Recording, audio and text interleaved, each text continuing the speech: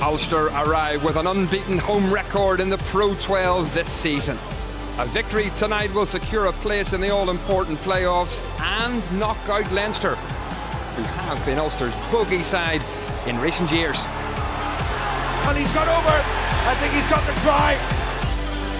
The reigning champions have beaten Ulster already during this campaign, and they certainly won't go down without a fight. It's Ulster versus Leinster, live from the Kingspan Stadium. And it's a full house for this exciting Irish derby. Unfortunately, the sunshine and the heat which we've been enjoying for the past few days is gone. It has been raining, with more forecast later. Let's hope it stays dry. Well, good evening. Welcome to Ulster Rugby Live for round 20 of the Guinness Pro 12. And it doesn't get any better than tonight's head-to-head between Irish rugby's oldest rivals. Joining us for this big occasion, Ryan Constable and Stephen Ferris. Good evening to you both. Stephen, do you think Ulster go into this game as slight favourites? Of course they do. I think after Leinster last week, having to go into extra time, 5-day turnaround, everybody I speak to are writing them off, but I'm certainly not writing them off. But I think with that home advantage, that Ulster can just pip them. And if they pip them, then it's destiny's in their own hands, as the lads have chatted about all week, and hopefully they can progress into a home semi. Ryan, do you think Ulster will be fresher because they haven't played in a couple of weeks, and will that have a big impact?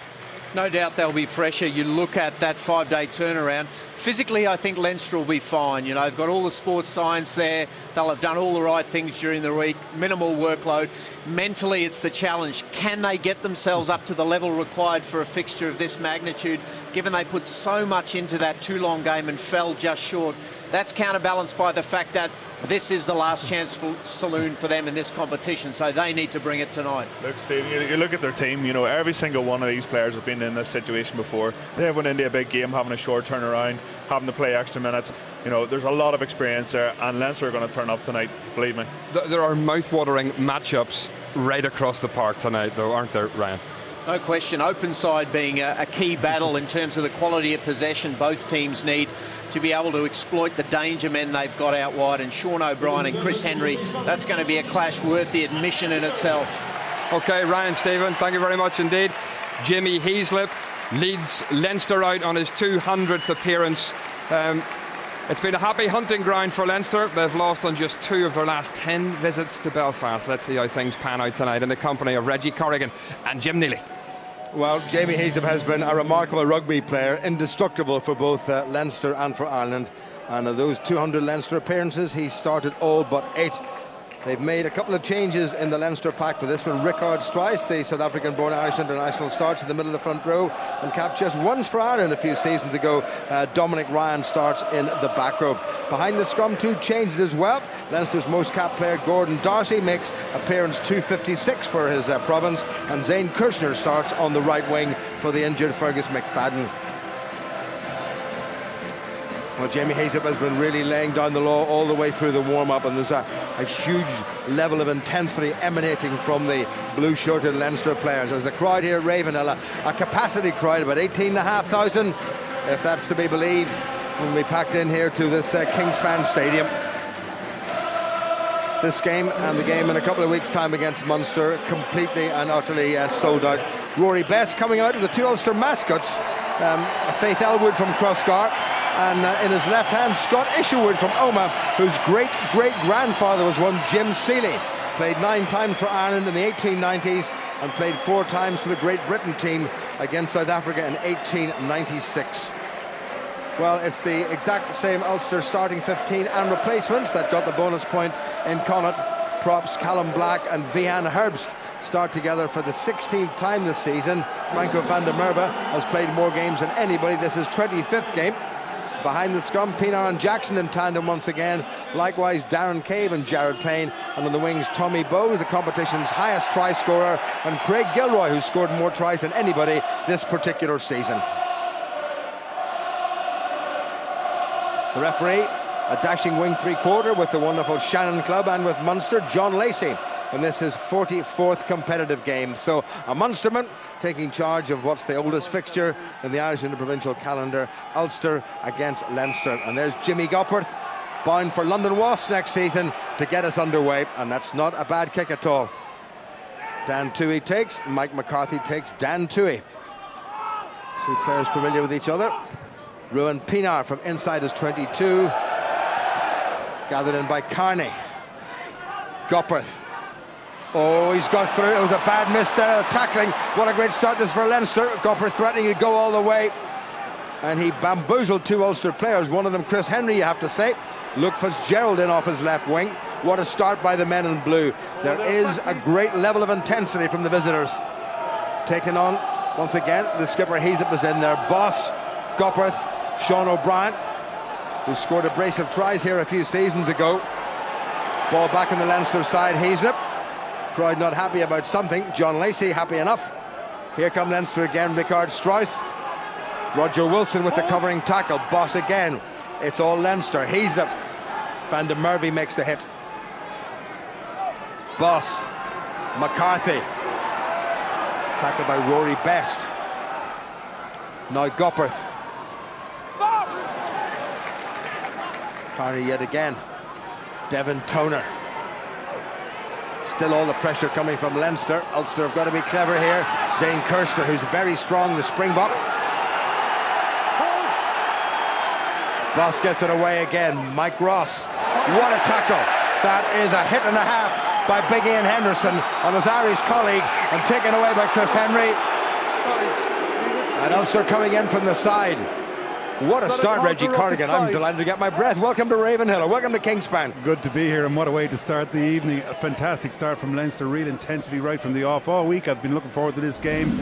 I felt that Leinster really were going to try and come here and prove a point, and so far we've seen they really intend to run the ball at every opportunity. Rob Kearney taking that kick from Pinar and not looking for anything else other than find some space on the outside and move the ball quickly. An incredible hit there by Henderson on Big Mike Ross as he came through, just to show that the Ulster guys haven't just shown up to make up the numbers tonight either.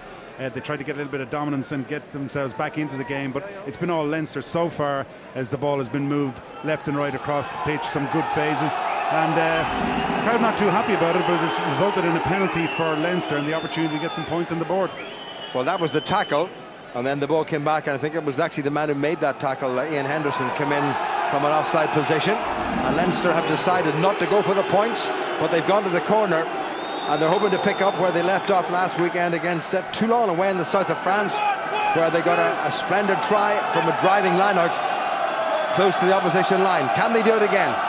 Richard Strauss for Leinster. Well, that's the take at the front. Ulster come thundering in. It's collapsed, so that'll hold up Leinster's forward drive. They still have the ball in their possession. O'Brien looking to propel himself off the back of that scrum, but it's Strauss who takes it on. Now they'll have to play it. That was well repelled by the men in white. Boss. Ulster defending once again underneath their own post. Isaac Boss again. Over 100 games he played when he was with Ulster here. Well, everything Leinster do has been booed by the crowd. In comes Rob Kearney. Ulster can't afford to miss tackles. All the pressure coming still from Leinster. Mike Ross. Darren Cave has to go in playing. In fact, it was Jared Payne playing number 13. Referee's got the hand out for another penalty against Ulster. And he's saying that Ulster didn't release the man in the tackle. No clear release. Well, huge pressure coming from Leinster, Reggie, I guess, and all that produces penalties.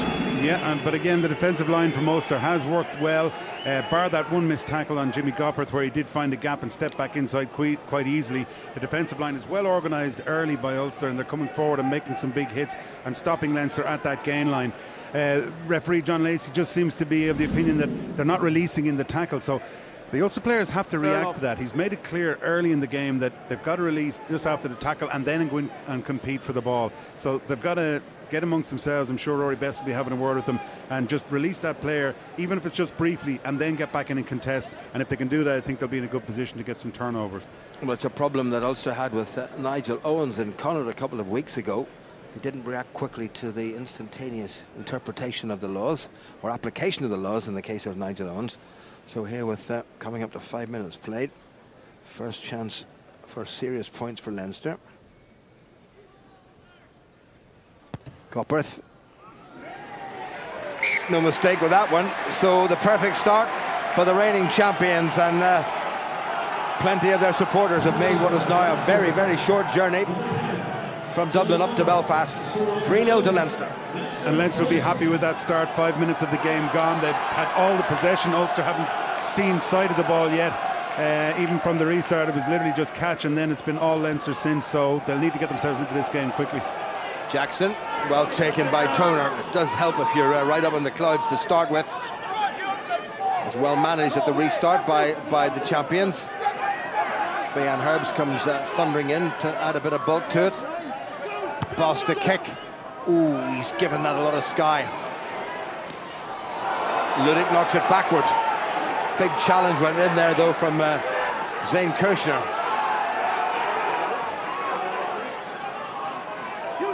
Pienaar, Franco van der Merwe, named as man of the match in Galway a couple of weeks ago. Pienaar again, switch of direction. Easily gathered by Jamie Heaslip. Gopperth, Rob Carney onto that favoured left foot of his. And that's not a bad kick at all. That's a great kick by Carney off the outside of the boot. It looked like he might have screwed it a little bit off the outside of his boot. It was intentional, and found a great touch inside the Ulster half. But Ulster, you know, they managed to get some possession, but there weren't too many players offering themselves as runners, and the ones that were static in position. Just made it so easy for Leinster to get the defensive line organised, come up, make the tackle, and essentially force that kick from Pienaar, and Leinster put it back with a few more yards on it. Callum Black, who in the main has been Ulster's first choice loose head this season, passes on the instruction to his skipper. Ulster have taken Chris Henry and Roger Wilson out of the lineout.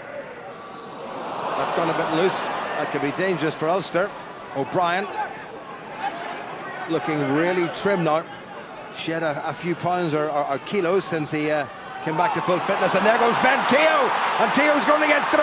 I don't think Ulster can stop him. What a try by the Samoan Rugby League international. He really carved up that Ulster midfield, and Ulster find themselves very much in the back foot, and we've only played 7 minutes. Brilliant start from Leinster. Great line by Ben Teo. It's only his 11th game of union. He just came back on the inside. Great handoff. I'm not sure who he managed to get the handoff on, but whoever it was won't be too happy to get brushed aside as easily as that. But brilliant step back inside. I think it was Roger Wilson, was it? Yeah, he just manages to get that big left hand into the face and push him away, and then he uses his pace to get past the defending players, and just from that distance there was no one going to stop him. Brilliant try from Leinster, brilliant start, and should be 10 points inside of 10 minutes. Well, he got a couple of tries last time out in the league against the Dragons, although he got himself sin bin, which actually eventually led to Leinster losing that game. But he's more than made up tonight, and what a start this is by the defending champions. And any worry about them not being mentally prepared for this game, I think, has gone well and truly out the window. This for a 10-point lead. Gopperth, not a problem. What a start by Leinster. What a try by this fella Teo. What a signing he's been. Great finish there, great line, great strength, great pace. But anybody that thought before this game that Leinster weren't going to be up for this game and that it was going to be an easy night for Ulster have just had a bit of a rude awakening. Leinster were always going to come up here and perform, and we've seen it so far inside the first 10. Again, it's long. Again, it's Toner. Again, there's no real challenge from Ulster. Of course, you can't touch the man when he's in the air. Leinster set it up well, and there's that self-same kick from Isaac Boss. And again, it's Ludick, and it's knocked back on the Leinster side. McCarthy. Leinster far sharper. Gopperth into a bit of space. Luke Fitzgerald chasing down his Irish Six Nations teammate, Tommy Bowe. That hasn't found touch. Gordon Darcy. Left out of the 2015 Six Nations squads. Assist away! Leinster playing with a huge degree of commitment and intensity. The try scorer Teo takes it up to the 10-metre line. Boss again. Gopperth had a glance. He's miscued that. Now can Ulster capitalise? Gilroy's got it.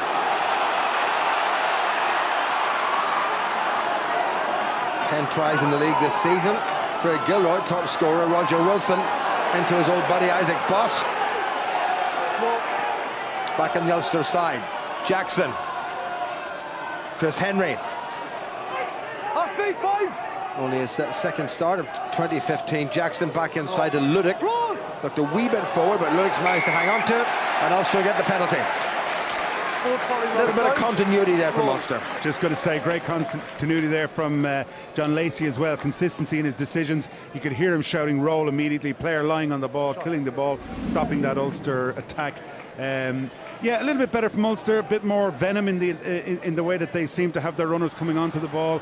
You could see Chris Henry, Roger Wilson hurting a little bit from that missed tackle that he had on Teo, so he was carrying the ball with a little bit more conviction there and a bit more pace about the Ulster attack, and they're going to need a lot more of that because Leinster tonight just seemed full of running. Well, it's a full house here, and one familiar face is missing, and people I'm sure will understand if we mention our former BBC colleague Jim Stokes, for many years rugby correspondent of the Belfast Telegraph, who underwent heart surgery this morning, a 4-hour operation to replace a valve in his aorta. And no doubt, Stoker, you'll be watching this if you're not too groggy, and you'll be back among us pretty soon. So all the very best to Jim Stokes, a dear friend and a great rugby man. But all eyes after 11 minutes on Ulster scrum half Ruan Pienaar. Didn't have a great day with the kicking in Galway, and he's not having so far a great evening with the kicking here in Belfast. And away goes Luke Fitzgerald, always dangerous, has always given Ulster problems down the years. Boss, Gopperth. There was a bit of an overlap there. That came off the toe of Rob Kearney. Well positioned by Louis Ludick. Ulster employing the kick and chase game yet again. Gopperth in a bit of a collision there. He's well tackled by Ruan Pienaar. Toner. Use it! Leaves it for Isaac Boss. Get up, get up. That's another well-placed kick by Boss. Good take by Gilroy. Away he goes. Gilroy hoping to stake a claim for one of the wing three-quarter berths from the Irish World Cup squad, but a lot of competition there. There goes Jackson. Good little burst by Ulster's outside half. Needs a bit of help. Well, what a strong one by Jackson. Gets it away to Jaron Payne, who was upended. Better stuff now from the men in white. Callum Black. Across the Leinster 22. Pienaar. Dan Tue, pointer two to prove himself. Taken on by Payne, who had a great Six Nations. Pienaar again. Jackson. Tommy Bowe. Well taken by Ludick.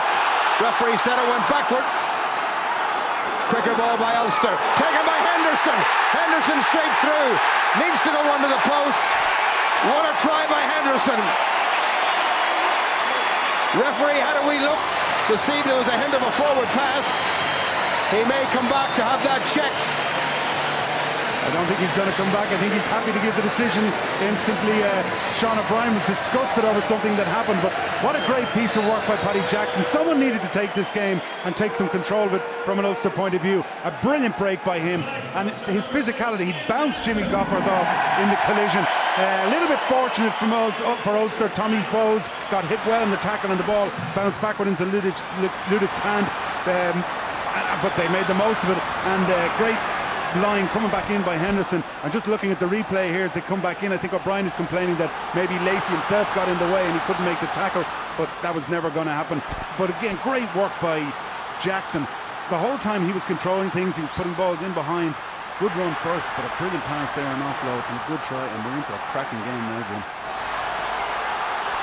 Well, thundering finish by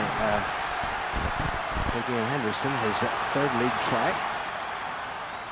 It's only his fifth start of the season, remember. He was out right at the start of the season after surgery. Here's Pienaar. That's a little bit better from close range. Pienaar's out of the extra points, and all of a sudden that Leinster lead has been cut to 3 points. It's Ulster 7 and the champions 10. Leinster have been criticised for lacking ambition and not taking risks and not looking to play the game that people have come to expect from them. We saw a situation there where Luke Fitzgerald decided to have a go from inside his own 22. It looked at first like it was a good decision, but then the ball got turned over. Great attack from Paddy Jackson, great one-line break, and now Ulster find themselves within 3 points. If Luke Fitzgerald had cleared his lines at that point, it may be down the halfway line and probably still at 10-0. Well, Ruan Pienaar took the restart kick and gave it an almighty belt, and he's added it with a wee bit of interest there. Not too many smiles so far from the Ulster management. Neil Doken behind him, the Ulster team manager, former fullback Bryn Cunningham. Leinster have got Sean O'Brien in the scrum half position. Well stolen by Ulster. Pienaar, Wilson. Chris Henry says go forward. And he does go forward. Now Pienaar. Better stuff this from Ulster. Franco van der Merwe. Off feet now. Jackson, who orchestrated that clever break. Now it's Jared Payne, whose slight frame belies great strength. Still there for Ulster. Tui gets it away to Henderson. Pienaar. Chris Henry. Get the mark, Collie. No advantage. Leinster, I think, have got themselves offside, and this could well be the levelling of the game. It should be, and Ulster no doubt will take these 3 points, get themselves back to a level position. It was Sean O'Brien who was judged to have been offside, and all of a sudden we're back to more than likely a level peg game. And it's been, again, we talked about the traits of Leinster's game this season. You know, I don't know how many matches I've watched this year where they've gotten themselves into a decent position early on in the game, got themselves a good lead, established themselves, and looked like they were going to kick on from there. And again, in this game, we're seeing Ulster up the tempo. They were asleep for the first 10 minutes, couldn't get any possession, couldn't get their hands on the ball, and as soon as they have, they seem to have found holes and gaps in that Leinster defence, which has been a problem all season. And now they find themselves probably going to be even coming into this next phase of the game. Well, let's not preempt anything. Bit of rain now coming down. We thought we'd seen the last of it, and that's not going to help. It's going to make a slippery ball and an awkward pitch. A nasty little combination. Here's Pienaar. Over it goes. And after nearly 17 minutes, we're back to where we were, right at the kickoff. It's even Steven. Ulster 10 and Leinster 10. And both coaching teams, you mentioned the Ulster coaching staff not having too much of a smile. They know there's a long way to go yet, but inside they will be happy. They were probably thinking to themselves when they went 10-0 down so quickly that this is going to be a long, long night, and Leinster look to be in a position and in a mood to do some damage tonight. But Ulster have stopped that quickly, as they needed to do, and now they're the ones in the ascendancy as the game progresses. Change of direction from Jimmy Guckworth as far as the restart is concerned. Pienaar away to Henderson, the Ulster try scorer, who's nudged that forward. So we've had almost 18 minutes, and this is going to be the first scrum of the game. And I have to say, Leinster scrummaged, I thought, Reggie, last weekend particularly well against Toulon. Absolutely, I thought they were outstanding against Toulon last week in the scrum, and I've been looking forward to this battle as well this week to see what the Leinster... Dear, look at that. Yeah, it's a pity, you know, it was such a great evening and so dry, and the conditions led to that running rugby, and already we've seen the effects of that with that knock-on from Henderson. But this first scrum is going to be one to watch. Well, there's 5 pounds a man of an advantage to the visitors. Callum Black just going down on one knee, but that's okay because the ball hadn't gone in, so there's nothing illegal about that. Once the ball is in, you can't go down. I need to take the pressure here. He's up against Mike Ross, who's belied the years and has had another very good season, particularly in the green of Ireland, where nobody really messed him about. Didn't play every single minute of every game, but he did enough to take the sting out of opposition front rows. Bind! Set! 1, 2, 3, 4! Big weight advantage in favour of Ross. That's not a bad Ulster scrum. Good technique by Black, but away come Leinster. Boss, that's gone forward. The referee says that, has it gone forward? Yes, it has. I thought John Lacey changed his mind there. I thought he said that was got knocked backward. And then I think maybe somebody at the side, I think it's Leo Colgan on this side, might just have said to him, Lacey got that one wrong. Okay. Definitely, he had his arm back, and I think the call came in from the touchline. But again, already we're seeing the effect that the weather and the change of weather is having on this game. Unfortunately, the handling that little bit more tricky with the greasy ball. But a good scrum there from Ulster. Black did very, very well in on Mike Ross. He managed to get the angle, get in underneath and get a slight nudge on. So Leinster obviously a lot of work done on the Ulster scrum this week because they watched that game last week too and saw how well Leinster did. So Leinster need to focus at scrum time. Rowan Pienaar just glancing over his right shoulder to see who's deployed outside him. That's a good sort of looking Ulster scrum in their own put in. That is a very good Ulster scrum, in fact. Wilson with a pickup. Pienaar took it back inside his 22. Luke Fitzgerald, head bandage to Rob Carney. Well tackled by Henderson. Henderson still battling away. Boss in no man's land. Crowd not happy about something. Gopperth has caused Ulster a lot of problems when he runs. Back to Fitzgerald. Good covering by Pienaar. Stop points. It's not a bad kick because Carney's going to be forced to kick for a touch, but he's oodles of time. And he's done well. Time off.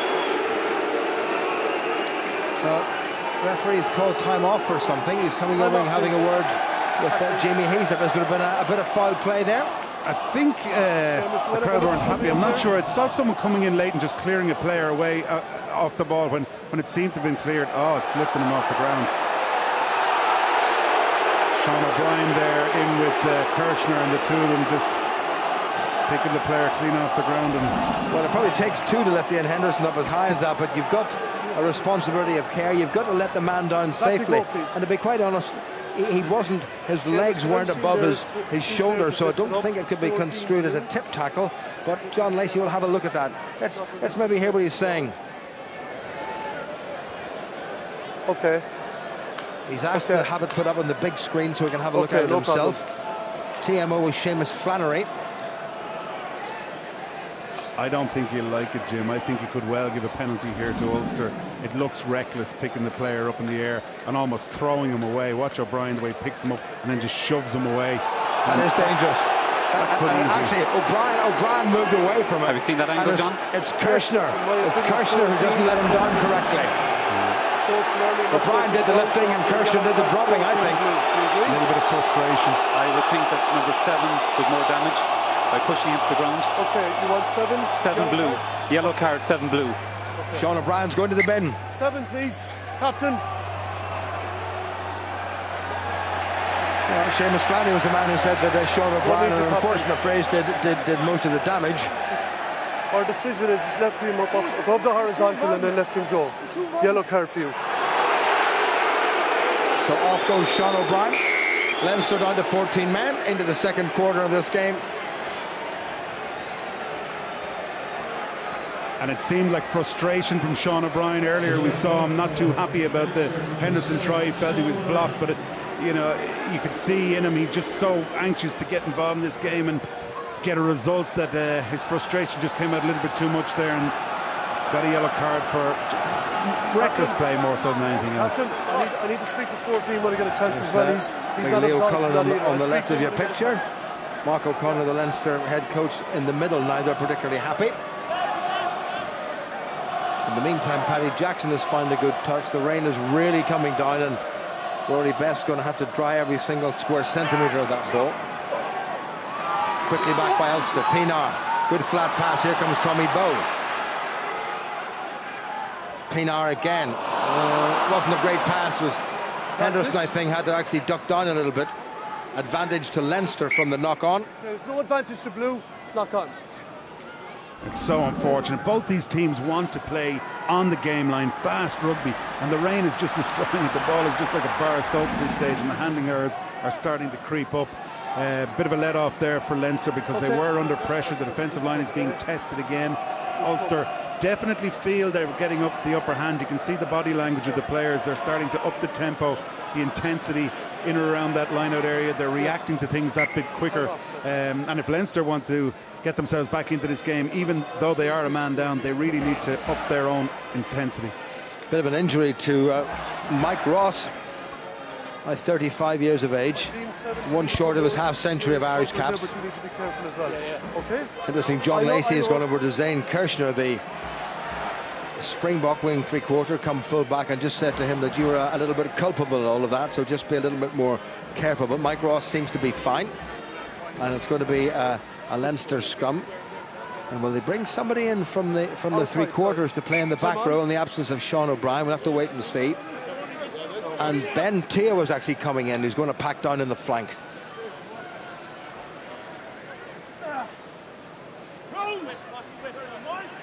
Crouch! This could be an interesting scrum if Ulster could, by some means, manage to pinch it, because Leinster are now a man down behind the scrum. Boss. That's collapsed untidily, but I think penalty against Ulster. And I'm pretty sure it was Leo Colgan on this side said to John Lacey that Callum Black went to ground. Let off for Leinster, Reggie. Yeah, it's pretty much one of those. The ground gets a bit slippy. It's one where the referee makes a decision. I think there's every possibility we'll see that evened off at some stage throughout the game, where there'll be a penalty given to Ulster for something similar. It's just a bit of a guessing game at that stage, and definitely a let-off for Leinster. And they'll be looking to try and get through this 10-minute period with 14 men without conceding any points, and then regroup and try and get back into it, because at the moment they've lost all momentum in their game. Well, there's the scrum, and it went. I think it's a fair call. You can see Black does try to get the nudge on, but just as he goes forward, he loses his feet and loses his bind. Lost his bind. Rickard Strauss. Now count 6 times for Ireland. That was nowhere near straight. Dear, oh dear. Van der Merwe's got to get himself out of it and get back, and he's done just that. That's a good counter drive by Ulster. Roger Wilson hurdles in. Mike McCarthy's got himself detached. Gordon Darcy. Nice little shoulder dip into Paddy Jackson, who didn't shirk the tackle. Boss. Jamie Heaslip. Cian Healy. Tackled by his opposite loose head, Callum Black. Slow ball for Leinster, but they've got the ball. Taken on again, this time by Strauss. Ball's available. Boss has got Theo lurking out there dangerously. Boss again. Leinster just trying to create a little bit of an overlap if they possibly can. Big tackle yet again by Ulster and by Ian Henderson. And he's produced a penalty. Franco van der Merwe, I think, was the man in first, as it turns out. Straight off his feet. Well, that's good work by Ulster defending. Great hit by Van der Merwe, and Jamie Heaslip trying to take on all the players on his own. Very little support around him. Van der Merwe lined him up, timed it perfectly, and got a brilliant hit in and drove him back. But Leinster, they're just the ball.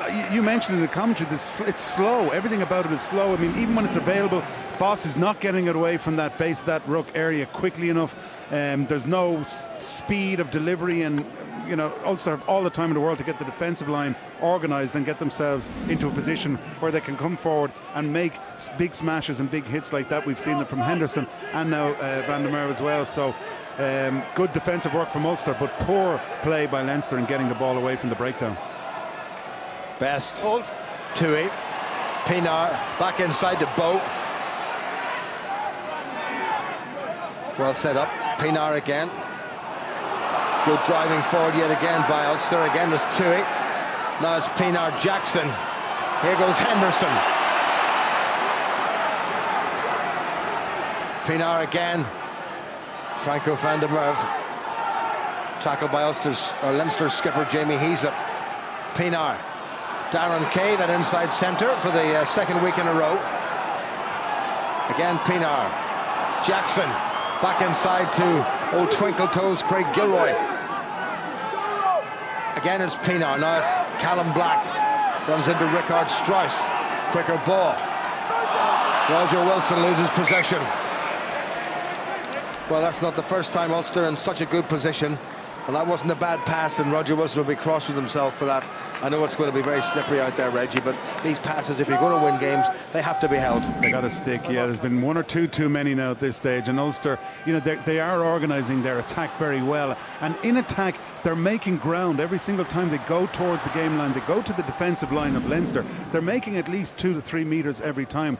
The Leinster defence is soaking the tackles. It's not coming forward organised and getting hits on the game line and driving the player back. We've seen it in the Ulster defence with Henderson, with Van der Merwe, with all the players outside. They're coming forward and they're what we call offensive defensive tackles, in that they're driving the man backwards, they're forcing turnovers, and they definitely are in the ascendancy at the moment, Ulster. But Leinster have got to get that defensive line organised, and Ulster have got to be a lot more clinical in their attack, make those passes stick and stop making so many errors.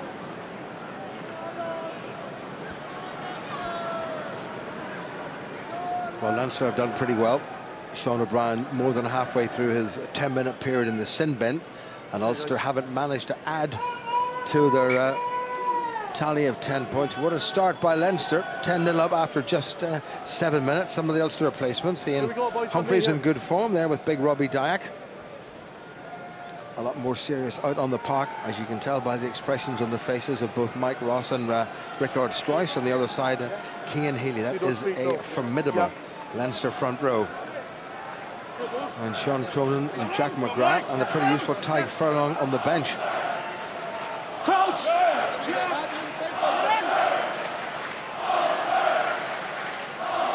Referees come round to the Ulster loosehead side. Boss told to get it in. Teo as a flanker. And Pienaar told to stay on side, and he does. Back to Gopperth, oodles of time. Now, has he found his touch? Yes, he has. Well taken by Gilroy. Thought about a quick one.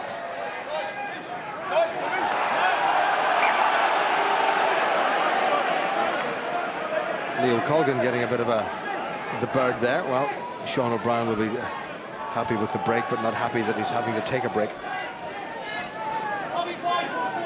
Good piece of work from Leinster clearing from that scrum. Pressure came on initially from Ulster, but they did manage to hold out, and it was a good clearing kick from Gopperth in the end to get them outside their own 40. Let's go. Chris Henley's got the scrum half position for Ulster. As you can see, Ruan Pienaar at the front of the line-out. There's Pienaar. Loved that one away. Here goes Cave, having a charge himself. Leinster pretty wise to that tactic and have closed him down.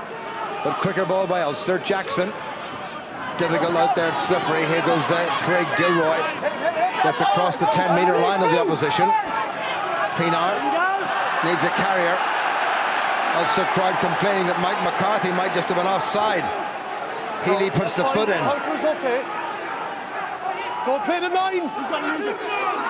Use it! Referee telling Ulster to use it, but there's nobody a scrum half. Jared Payne steps in. Now it's Wilson. Good handoff. That's a good roll. Allows a penalty against Jamie Heaslip, the Leinster skipper. This might just be within Ruan Pienaar's range, Reg. What do you think? Yeah, but there is a little bit of a breeze out there. Just watching the rain as it's coming down, it's definitely coming from left to right. The kick that he took earlier on just seemed to hold up in that breeze, so he may well have a crack at it, but with that extra little bit of a breeze, it might be just out of his range. Well, I think he's decided to have a go at it. Jamie Heaslip, who was in pretty vociferous form during the warm-up, really laying down the law to his Leinster side, was the man who conceded that penalty. Coming up to the half-hour mark, and Ruan Pienaar has opted for a fairly lengthy attempt at goal.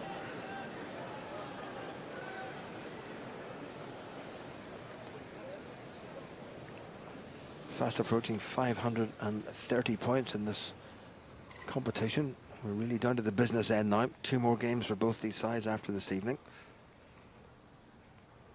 Pienaar, as the wind dropped it off now, he's given that a fair belt. And just a little bit on the wide side, but better than the first attempt.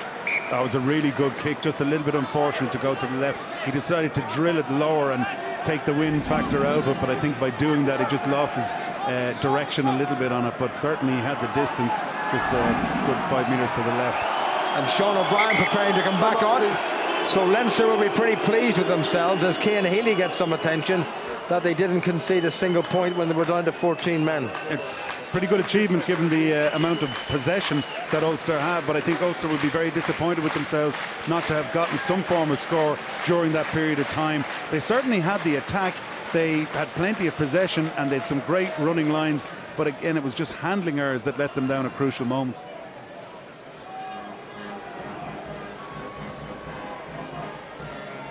Two of Ulster's pretty useful South African signings, Vian Herbst, number 3, and Franco van der Merwe, number 5. Herbst is here as a special project, so in 2 seasons' time he will be eligible to play for Ireland.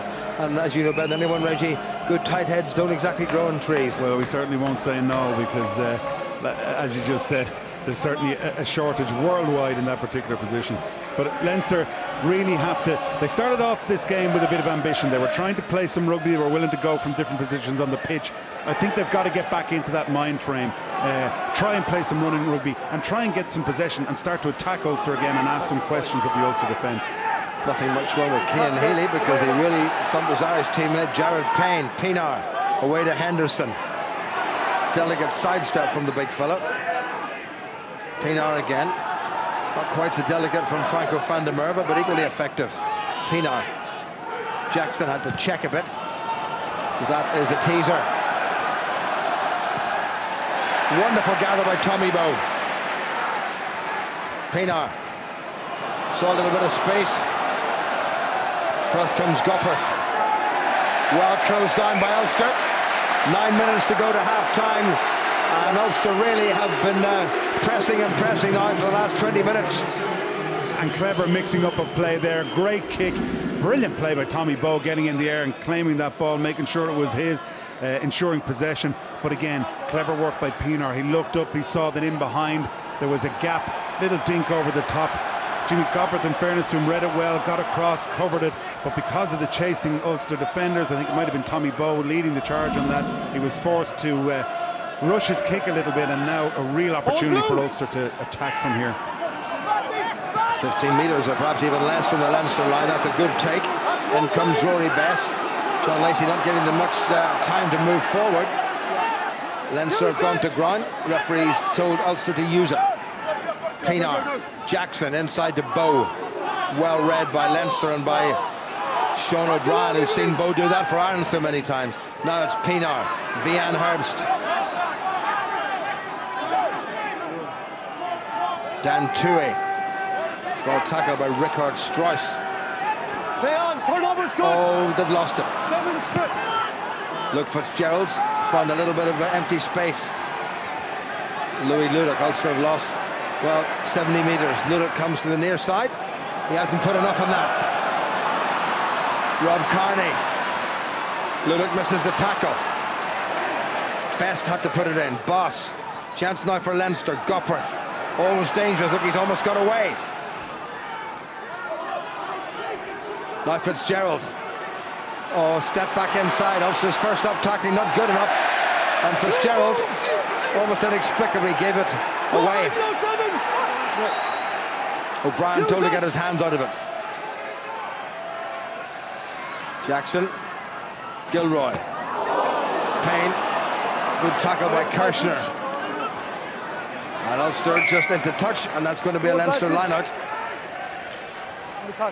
In the tackle, the ball, I think, Reggie, was knocked forward by a Leinster hand, so it's going to be an Ulster scrum. And I mean, all that pressure that Ulster put on, Leinster absorbed it, especially when they were down to 14 men, and now Leinster have come bouncing back. If they get another score before the interval, it could cause Ulster a problem or two.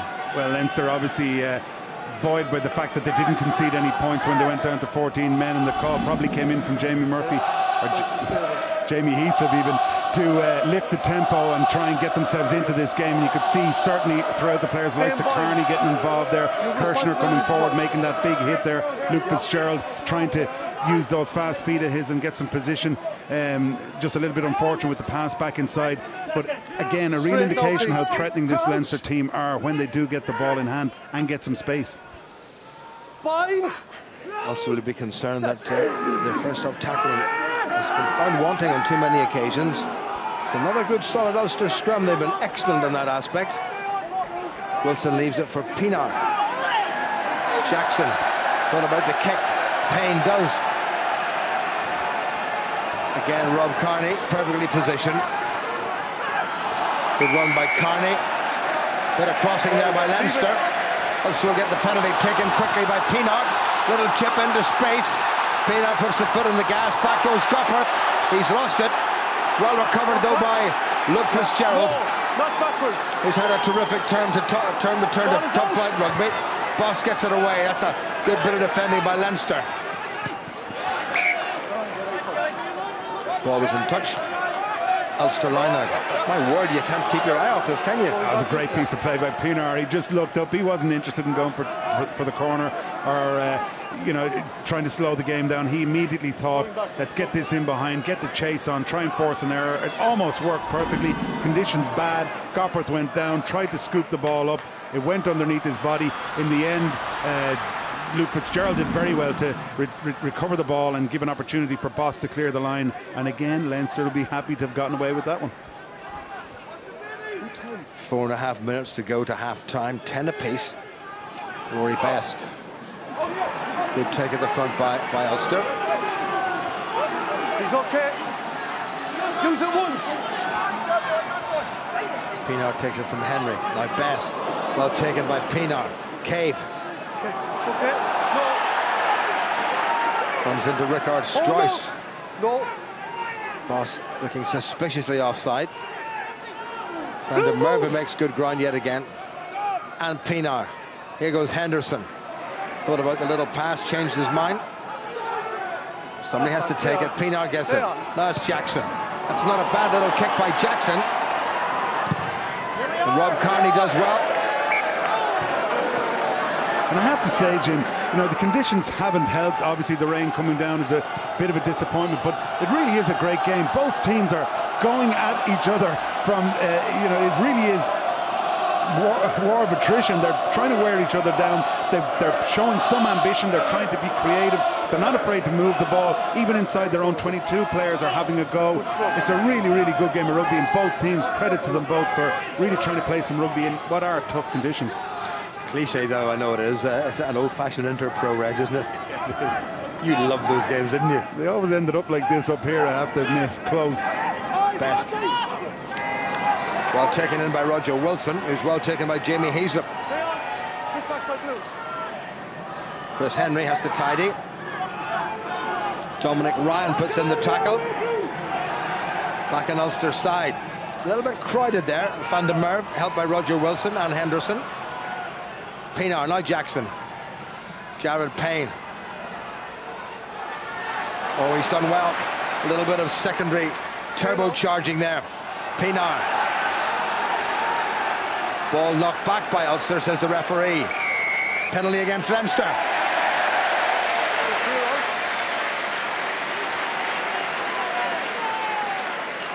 Number 10, offside. Jimmy Gopperth penalised. And in the end, a bit of a soft penalty to give away. And you have to say, I look back on the replay there, and I noticed it at the time. Van der Merwe, he had no right to make the distance that he did. He took the ball standing still from a pop from Pinar with a full Leinster defence organised, went into contact and still managed to leg drive and make a good 3 metres beyond the point of contact. Again, we saw the next phase, the same thing happen. Constantly, Ulster in their attack, they're driving back the Leinster defensive line only in 2 and 3 metre spells, but they're gaining the whole time and they're getting the momentum. Scrum is really good now. Well, Pinar needs to make this one for Ulster. He's at a 50% success rate with his kicking, 2 from 4. Only managed 1 a couple of weeks ago in Galway, but the wind down there was pretty dreadful. That sounds okay from up here, and looks even better from down there. So for the very first time in this game, and we've just over a minute to go to the interval, Ulster have found themselves in the lead, and they're leading the defending champions by 13 points to 10. And an important, very, very important kick for them to get just before they go in at half-time and regroup. The coaches will be able to turn around and say, we went 10 points down early on, you were patient, you got yourselves back into the game, and we go in at half-time probably ahead. Leinster, on the other hand, you do have to wonder how much did that 100 minutes last week take physically out of the players, and when they go in at half-time, will they be mentally able to overcome the fact that Ulster have found themselves back in this game and find something in the second half? Henderson has set it up for Ulster. Pinar to Jackson, who's inside his 22. Gathered in by Rob Kearney. Leinster looking to come straight back. Ulster will not want to concede a penalty here. Sean O'Brien. Oh. Boss. Gordon Darcy into a wee bit of space. Nicely done. Nicely gathered by Tommy Bowe. Chris Henry. Just a few seconds remaining to Henderson, Ulster's try scorer, helped by Jared Payne. Use it! Well, we played the 40 minutes and Pienaar can kick it into touch if he wants, or he leave it to Jackson to perform that function. And in it goes, and Ulster will turn round 3 points up and given probably their possession and their territorial advantage for much of that first half. That's maybe a pretty fair reflection. I think they'll be very happy to go in 3 points up when you think and consider the start that Leinster had.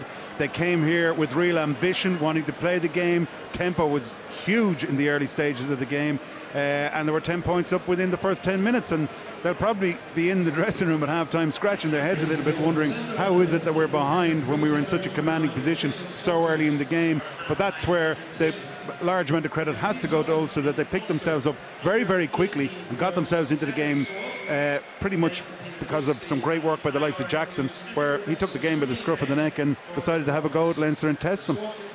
Well, the rain came on midway through the first half and probably has changed the way that the game is going to be approached, but it has been an old-fashioned inter-pro, as we've said. One try apiece for Leinster, a try early on by Ben Te'o, one by Ulster from Ulster's Ian Henderson, and just before half-time, Ruan Pienaar's penalty put Ulster into the lead, and they lead the champions. It's Ulster 13 and Leinster 10. Stephen Ferris and Ryan Constable have been enjoying what's been a cracking, intense, certainly with a lot of drama and an action-packed first half. That's what we've all been waiting for. It's been brilliant. It's been really, really good. You know, the start that Leinster got, we were like talking before about, you know, Leinster a bit of a hangover from last weekend. I said it. You know, Leinster were going to turn up. Fantastic, but you got to give Ulster credit. Reggie, you know, alluded to it there. They came straight back into the game, and now 13-10 up, playing to the clock in the second half. You know, it's going to be a struggle for Leinster to come back, I think. Ryan, Leinster certainly did not look like a team that has just won one of their last 6 games. The intensity with which they started that game, that just showed they know what's at stake.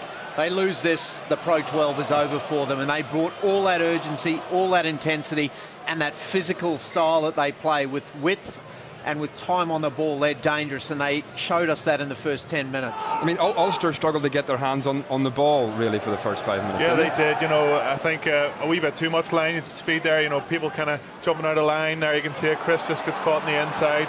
In fairness, it's a great break. You know, you got to give a bit of credit to Leinster there, and you know, recycling the ball really quickly. But look at this here for a hit from Hendy. Bang, drives him up, dumps him back on his ass, and you know, that is Hendy right there. It's brilliant to see. With all due respect, Ian Henderson reminds me a little of you.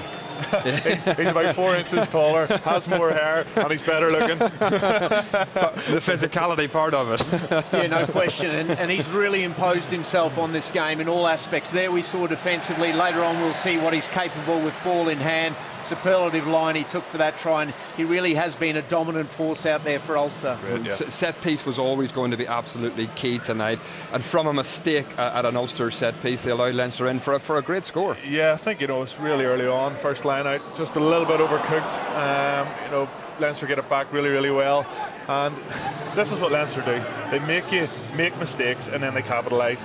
Roger Wilson won't be happy to see this again on Monday morning. You know, that's too high. You can't go high on a rugby league guy like that there. But in fairness, great pace for him to get over. Tommy Bowe covering there. And, you know, they started so brightly, as Ryan said.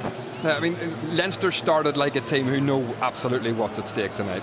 Yeah, no question about it. The pace and just that devastating fend, huge physical specimen, and then just focused on that try line. Nothing was stopping him. Perfect start for Leinster, that first 10 minutes. Problem was being able to go again. It was up to Ulster to respond at that 10-minute mark, and that's certainly what we saw from them. Yeah, fair play to Ulster, who responded, as Ryan says, in absolute style. It was a super try.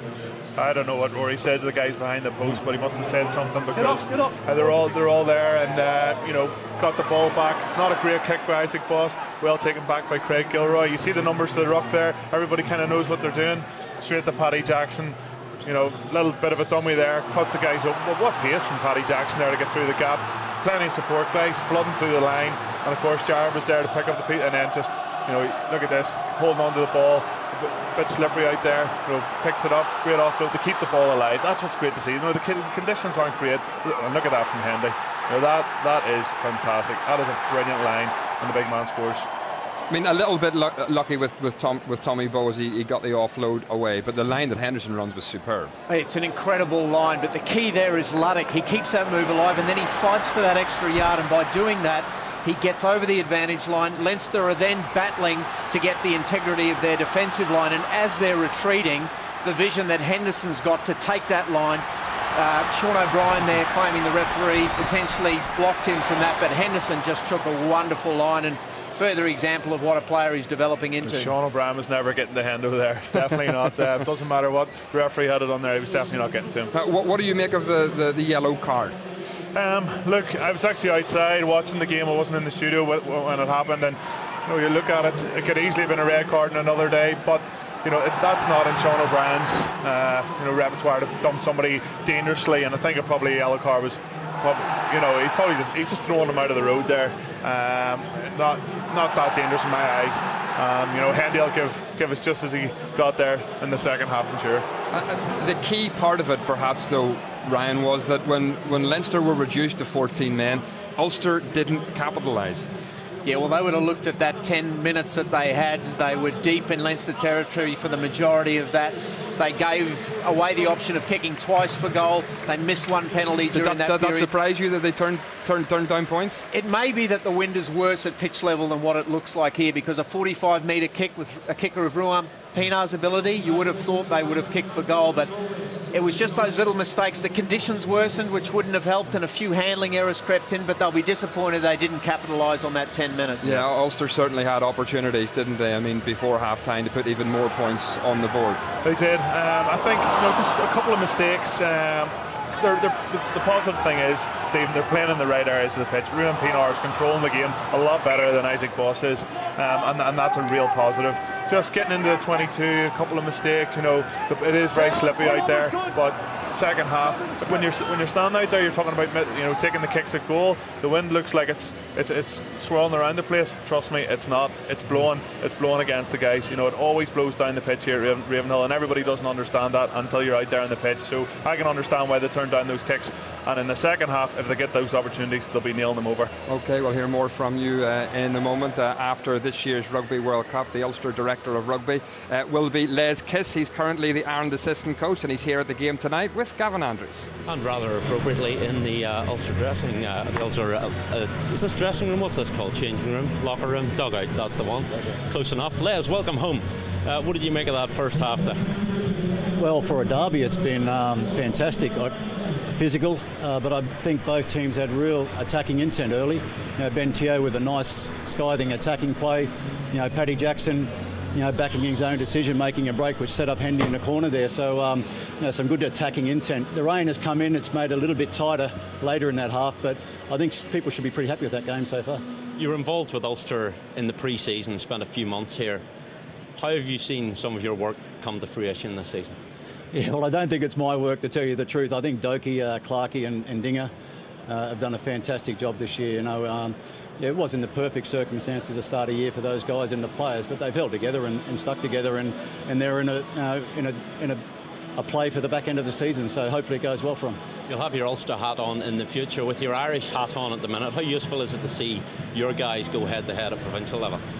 Well, it's always important. I think the players love these types of occasions. It's probably the next best thing to a big Heineken Cup match or Test match intensity. And for us to gauge how the guys go in those conditions is fantastic. Greg Feek's up with me here tonight. Simon and Joe are going to go down and see Munster or Connacht tomorrow. So we try to get around as much as possible to see how the guys are going. But the derbies are big, and you see where players stand up in those games. And Ian Henderson's had a good game tonight, I think, which has been nice. Rob Carney from the back's had a bit of attacking intent from there as well. So we've seen a good game so far. Huge year with the World Cup coming up. How big a boost was it to win that Six Nations and a big, massive summer coming ahead? Yeah, well, it's always nice to have those victories behind you, but the truth is we've got a lot of work to do before we go ahead, and the first thing is that the provinces give their best for the rest of the year. We've got a Barbars match coming up, which we'll be able to select a few players in that to see how they go, and after that's finished, have a good rest for summer, and then we gear up for the World Cup. So the past is only as good as you make it in the future, and we've got a lot of work to do still. And all places up for grabs, yeah? Yeah, well, there always is, and hopefully injury doesn't intervene and make those decisions for you. But with a full deck on hand, there's a lot of people competing for positions, and that just makes the job harder in terms of selection. And that's how you expect it to be. Okay, Les, thanks for your time from the Ulster dugout. About you, Steve. Yes, with World Cup selection up for grabs, it's obviously a lot of important matchups this evening, Stephen. Yeah, it is, and we talked before the game about Chris Henry, Sean O'Brien. I think it's been a bit of a tussle in there. Sean O'Brien didn't do himself any favours getting yellow carded, but Chris is just going about his work. Roger will be disappointed with the couple of errors that he made tonight, but if you look at Chris, I just think he's on Joe Smith's radar and definitely in with a shout of getting on that plane to the World Cup. It's tight. Ulster leading by 3. What is going to be key to see this game off in the second half? Well, with conditions as they are, it's all about game management. It's important the set-piece functions, but 9 and 10 will dictate where the game is played, and they'll be looking for error-free displays, discipline when it comes to defensive time, but trying to keep that abrasive nature that's been in the game to ensure that they're the ones controlling the pace and tempo of this match. I mean, set piece tonight, Ulster have looked good in the scrummage against a Leinster side who certainly last week in Europe were very, very useful indeed. Yeah, well, I was a little bit worried about the scrum, especially we had Toulon at home here in the cup, and we struggled slightly, and then Leinster last week, giving them a bit of a hard time, but they've held their own. Obviously, they have a couple of guys come off the bench and maybe cause a bit of damage in the second half, but it's pretty much on a par, and hopefully it stays like that. If Leinster are to win this game, they're going to have to start the second half the way they did the first. Yeah, well, when Leinster bring that intensity and urgency to their game with the quality of players that they've got, they will score points. So it's up to Ulster to deny them that time and space defensively, ensure they've got quick line speed to make sure they're in their faces and not let them get into that sort of flow, because if they do, they will score points. And I suppose a word of warning, Stephen, we should always remember that Leinster have won the last 5 games against Ulster, and they're never beaten until they're beaten. They're never beaten until they're beaten. That's exactly right, Stephen. I've been on a pitch too many times against Leinster, and they can blow you away in 5-10 minute periods. So Ulster will be playing it minute by minute, and hopefully they can come out on top. I believe with the support, you can just hear them roar now, that they can come out on top tonight. Briefly, Ryan, do you think Leinster will feel a little fatigued as this game goes on because of their big effort last week in Europe? Well, when you hear that crowd, it makes it very difficult. And if Ulster can perform to the levels we've seen them at occasions during this season, they'll feel confident they can come out and get a result. OK, Ryan, Stephen, thank you very much indeed. Let's hope the rain eases in this second half. Back to our commentary team, Reggie and Jim. Well, if it stays like this, Leinster will not be making the knockout stages for the first time since just about ever. And Ulster will go through with a chance of a home semi-final, and particularly with the final itself here at the end of May in the Kingspan Stadium. That is a fairly major carrot for Neil Doak's side. Paddy Jackson gets the second half underway. Zane Kirshner, well tackled by his opposite number, Craig Gilroy. Use it! Isaac Boss. Is the ball inside the 22 or outside? I think it's outside. Well, that's a clever kick by Boss. Big challenge there between Kirshner and Ludick, and Ludick's come out the winner. Gopperth. It's a hint of an overlap here. If Leinster can shift this now, O'Brien. Gordon Darcy opts to kick. And Leinster inside the Ulster half, but it's going to be a home line-out to start this second half. This is going to be a very interesting opening 10 minutes. I think there'll be a lot of probing, Reggie, and the emphasis will be on not making an error. Yeah, a great take by Rob Kearney there under that high ball to allow Leinster to get the ball. I don't think Gordon Darcy will be overly happy with that. I think he was trying to keep that ball in play, 2 players outside him, and force the Ulster defender to make a decision, but just went out, and probably a little bit of a let off for Ulster there because it was a 3-on-1, and if he had maybe used the hands, it could have asked a few more questions, but a good attacking opportunity here for Ulster. First line out of the second half, well taken by Van der Merwe. Pienaar, Jackson, Cave on the charge, up to and over the halfway line. Pienaar quickly. Nice spiral by Henderson and a good placement. Jackson, flat pass. Chris Henry in quickly. Henderson again. Proving to be a bit of a handful tonight. Pienaar.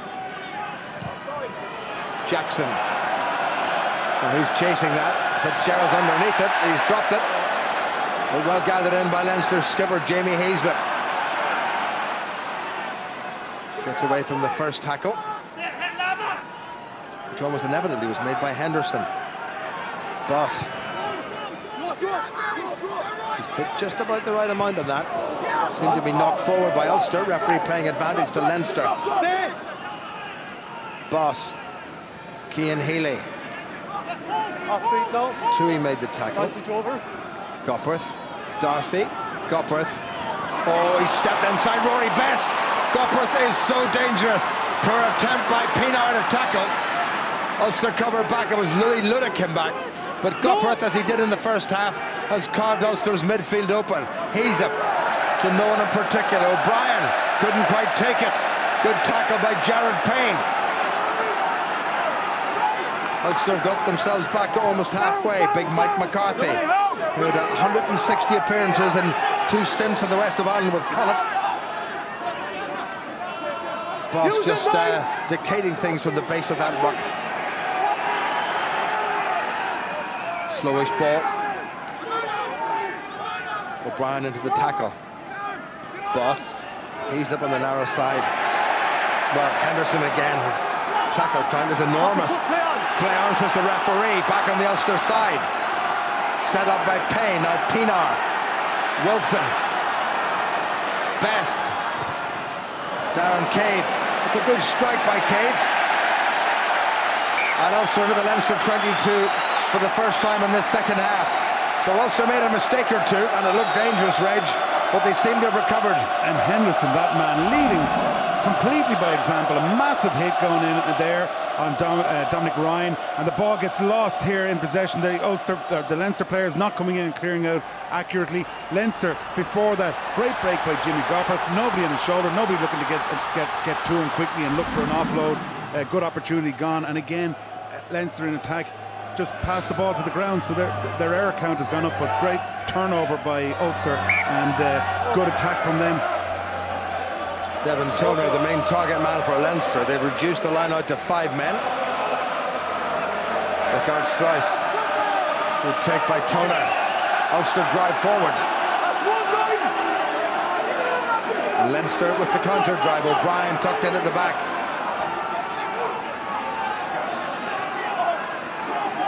In goes Vian Herbst. Use it now, use it! John Lacey telling them so they have to use it. Isaac Voss kicks.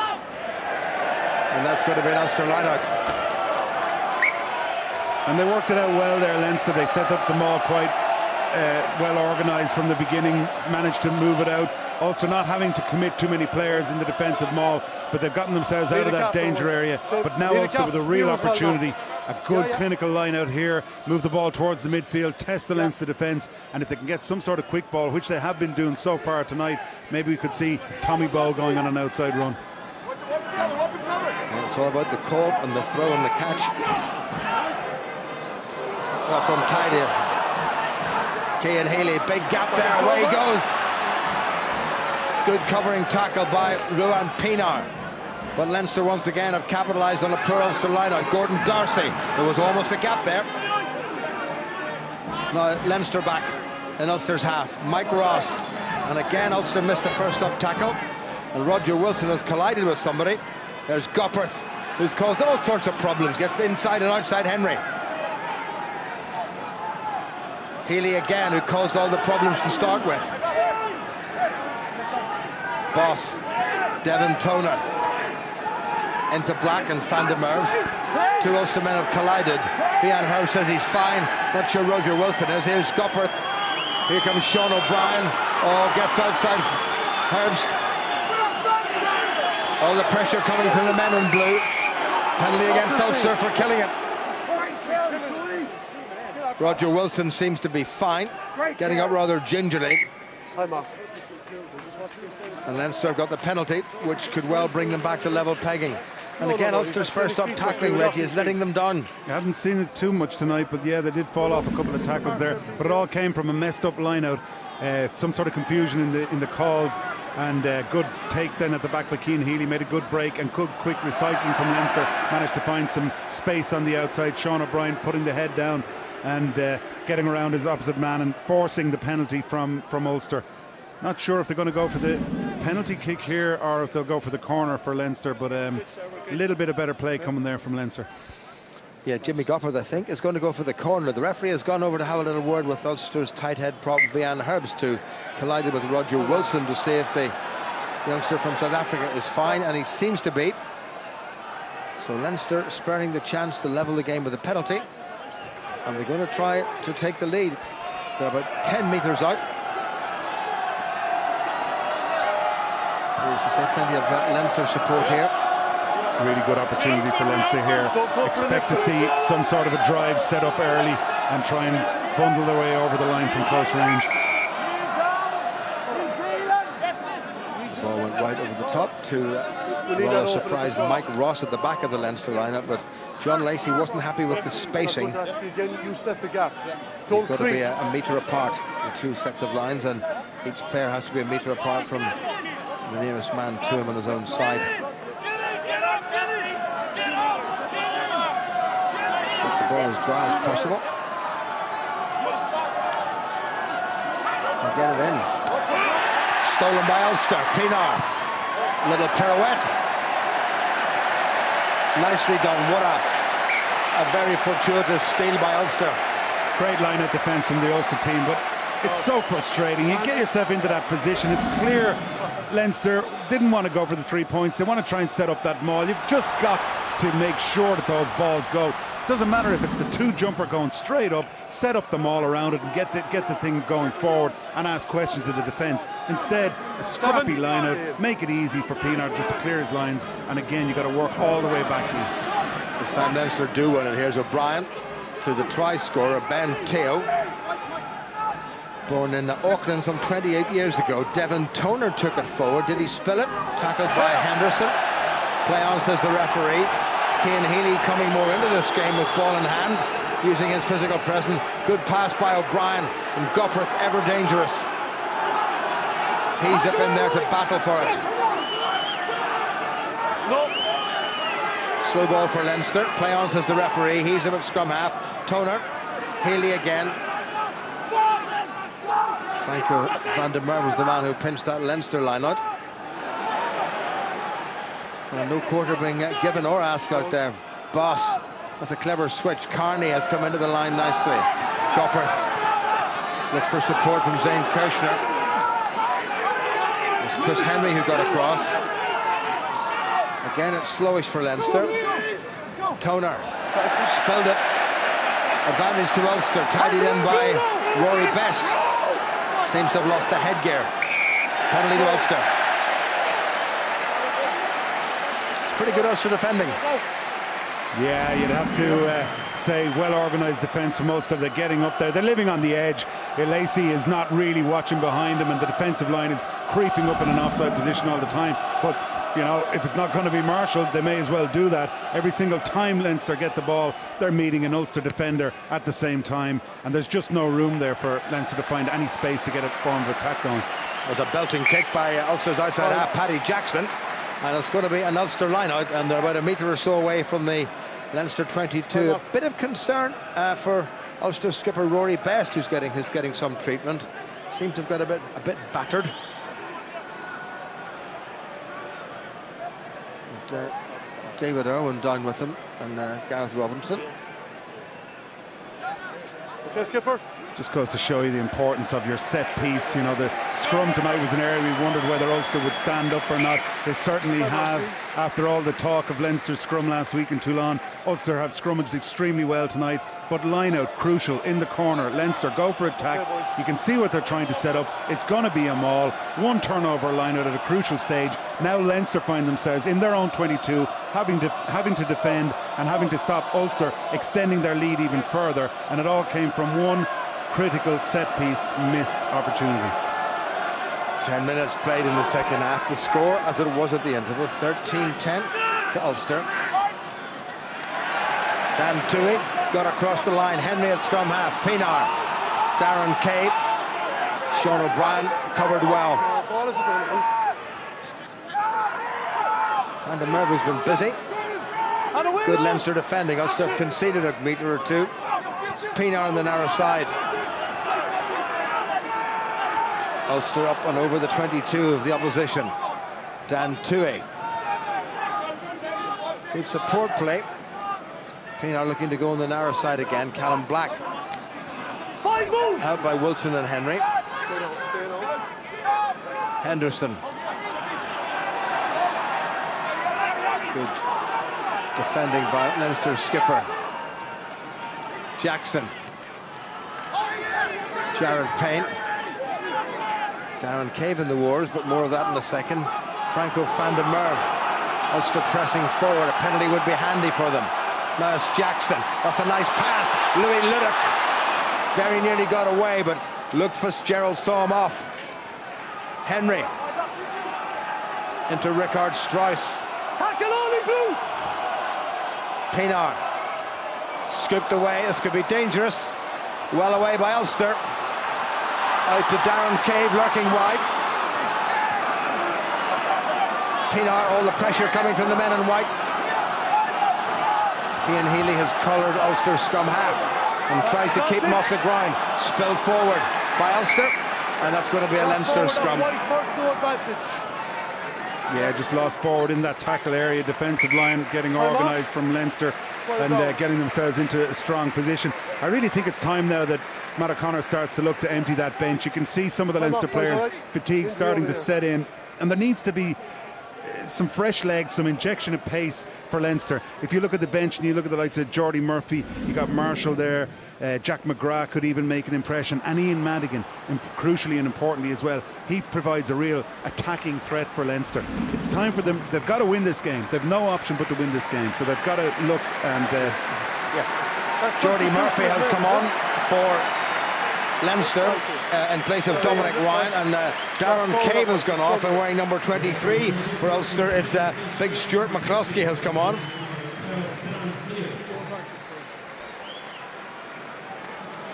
So off goes Dominic Ryan, capped once by Ireland against Georgia last autumn. We'll keep it good. First scrum of the second half. We had to wait something like 18 minutes in the first half before the opening set piece of this game. Just confirmation. Stuart McCluskey on. Darren Cave has gone off. Looks like he's got a bit of a bang around the neck. And Ryan has gone, and on comes Geordie Murphy, who had a good run with Ireland during the Six Nations. Good squeeze by Ulster. Penalty against them. Referee said it was illegal. Ulster pulling on the tight head side and shoving on the loose head side, whipping it round, which John Lacey said was illegal. Now, Reg, you know all about these things. I need to see the replay. Construe, please. I need to see the replay on that one, Jim. At the time, I didn't notice. I just thought that Ulster got a good nudge up on the left-hand side, but we're not getting the benefit of the replay just yet. But let's go with what Mr. Lacey said. Was it diving straight from one immediately? It was too quick around. Well, he said it was too quick around. That was fine there. I don't know. I've seen that allowed on many occasions. I'd have to say I think Black did well. Of course there was an angle, yeah, but I mean there's always going to be an angle in from the loose head side. I think Black got a good nudge on and just managed to follow through in his momentum, and Leinster a little bit fortunate to get away with that one. And Leinster at Ulster's half, that was nowhere near straight.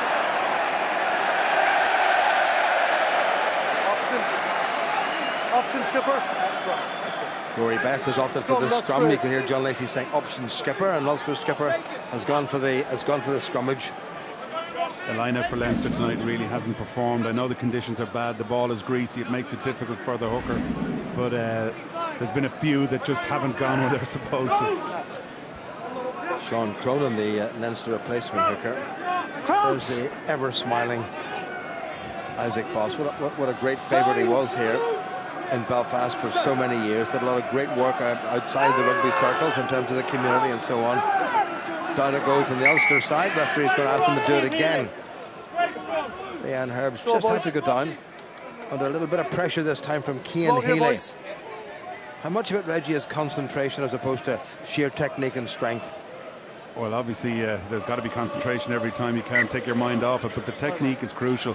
On that occasion Healy did well. He just beat Herbs to the actual nudge as the ball came in, and once you get that little bit of a jump start, you can get the momentum going forward. It's always hard to win back the advantage once you've lost it at that initial stage. But on that occasion, again, it's down to the conditions. The ground is greasy. Both of them are so low. If you look at the body height of both of those props, they're so close to the ground. You know, a slip and it'll just immediately go to ground. So technique crucial, but concentrating every one of them. Edinburgh leading the Italian side Zebra by 32 points to 0. A win for Edinburgh, particularly with a bonus point, would actually at this stage propel them up into the playoff stages. And Vian Herbst might have had a wee bit of trouble there with that inside arm of his. He's shaking it out. He's a pretty solid citizen. Vian Herbst, 26 years of age, starting his 19th game for Ulster, and this is his first season. Formerly with the Sharks. In Natal, where he learned his trade playing with a handful of seasoned internationals in that particular super side. Pienaar. Better Ulster scrum. Good technique by Herbst. Has dug in against Healy. Pienaar. Jackson. Put that high. Darcy did a bit of blocking in McCluskey. Oh, well taken by Luke Fitzgerald. Under a huge amount of pressure. But Ulster have stolen it illegally. On the floor, you're playing the ball. Tommy Bowe accused of playing the ball on the floor.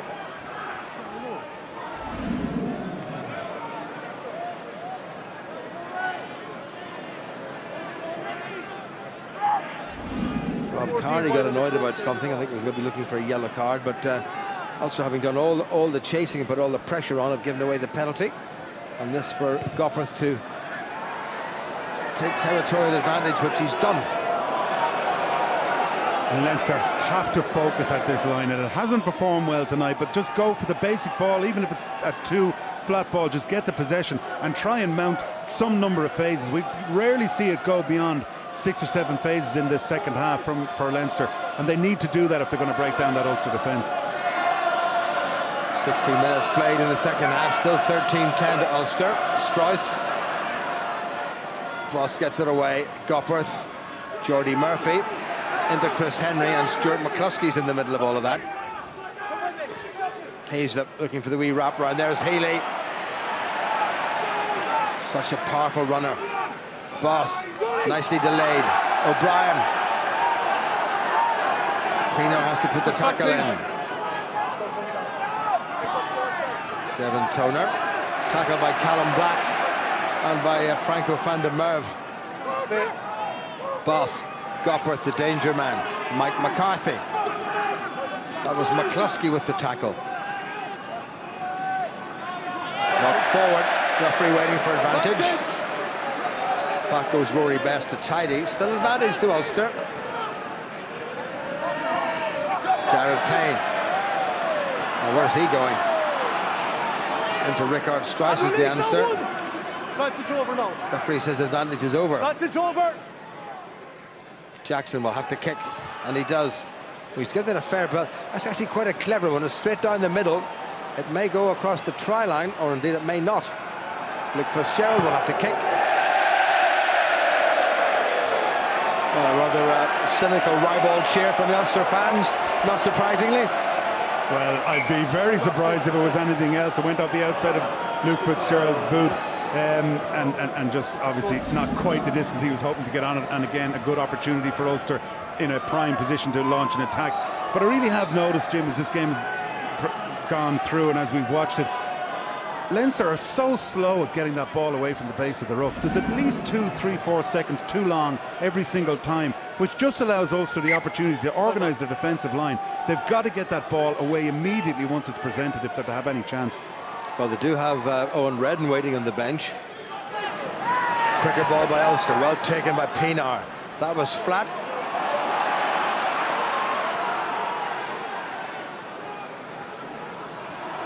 But it's not Owen Redden in the bench. It's actually Luke McGrath who was the late change. There's McCluskey. That looked forward. Did he give it? No, play on. Knocked on by Blue. Here's Paddy Jackson. Little chip by Jackson. Here's Gilroy. He's gathered. He scored. Has he? No. I don't think so. Well, we'll have to have a look at that. It would be just like Gilroy to have got that done, but we'll have to go upstairs. This is intriguing. On first impression for me, I thought he got it down. Brilliant kick from Jackson. He weighted it perfectly, and it just hopped up in exactly the right moment for Gilroy to come in. No, great piece of skill to catch it at all. I think he may well have just got it down inside the line. Well, John Lacey has gone upstairs to Seamus Casey and asked for try yes or no. Gilroy, he hit the corner flag, but that's okay. Doesn't matter about the corner flag. It's that he get it down before his foot was in touch. Yeah, just checking that one. He's caught it there. Has he got a foot down? His feet are, yes, foot's in touch. I just want to check and see if he touched down before the He flag. did get it down. It was a brilliant piece of skill to even manoeuvre his body to be able to get it down, but just his right toe just touches out of play. His left leg hits the flag, but his right toe just touches out of play before he touches it down. So unfortunate. Great piece of skill from John, I have a decision. Yes. His boot came down and touch in goal. 22 dropout. Okay. No try, 22 dropout. Right decision given by Seamus Flannery. Craig Gilroy may well have thought it was try number 11 in this campaign. But what a brilliant bit of foresight by Paddy Jackson to see that the defensive line had come forward. There was gaps in behind. Brilliantly placed kick. I think Jackson's had a really good game tonight. He's been manoeuvring and organising his team around him and making sure the players are in the right positions. Physically, he seems to have bulked up since he got that injury. He's obviously been doing a lot of gym work, and his pace, really surprised at the breaks he's been able to make tonight. He's been carving holes in that defence. Cian Healy's gone off. Rickard Strice has gone off. Here's Craig Gilroy, clever chip and chase. Can he jump? He can. Knocked forward by Leinster and by Rob Carney. That's going to be an Ulster scrum. So Sean Cronin is on for Rickard Strice, and Jack McGrath is on for Cian Healy, and two pretty tasty fellas to have to spring off the bench. And expect both of those to bring a little bit of that tempo and pace that I was talking about earlier that was badly needed from a Leinster perspective. They'll both be looking to make an impression in this game, in particular Cronin. Good play there from Ulster, clever kick, good chase as well, and Carney just unusually for him not managing to claim the ball in the air. 3/4 of the game gone. Ulster still leading by those 3 precious points. Well, the pressure coming from Vian Strauss and Jack McGrath just bending. Referee's having a word with him about him. I need you to get your feet in and get your head and shoulders up, okay? You too. Coming on at loose head like that, fresh Jack McGrath, he's going to try and make an impression in this first scrum. He'd love nothing more than to try and force a turnover on this Ulster scrum, so Herb's better have his wits about him. Well, since everyone was last with us, we've had to say adieu to Declan Fitzpatrick, who's decided because of recurring concussion to retire from rugby. Irish international prop forward and a stalwart here in Belfast for the best part of a decade. Pienaar has to scoop it away. McCluskey, a little bit upright, but he's got it to ground. Leinster tackling has just increased in intensity. Van der Merwe across the 10-metre line of the champions. Pienaar, Herbst, had 5 men outside him, but he's chosen to hang on. All is available there now. Well, Leinster working hard at the breakdown. Pienaar, Jackson, McCluskey gets out of the first tackle. Good ground made by McCluskey. Henderson, quarter in this second half. Now Pienaar again. Jackson, how's that going to land? Straight into touch. Just overcooked it. You can see what he was thinking though. Good idea. He looked up, the defensive line was well organised. No point in shipping a bad ball onto somebody on his outside to get smashed. Saw the fact that Luke Fitzgerald had come slightly forward in the defensive line, and there may well have been a little small window of opportunity in behind Luke Fitzgerald, but on that occasion he just put a little bit too much weight on it and it went straight out. Well, Mike Ross is feeling the pace of this game. Likewise, Mike McCarthy. Sean Cronin into a 4-man lineup. McCarthy, Boss, Gopworth. O'Brien's knocked it forward. Referee playing advantage to Ulster, and none has come. No advantage. Lost forward. There was a certain element of tiredness in that, wasn't there? Yeah, you know, it's just everything about it. It just seemed to be running across the pitch and taking it on there, just taking his eye off the ball. Looking up, I suppose you can't blame him. He looked up and there was 4 Ulster players waiting to come and meet him, so just took his eye off the ball for one slight moment, and with the greasy ball, just left it behind him. Closer then.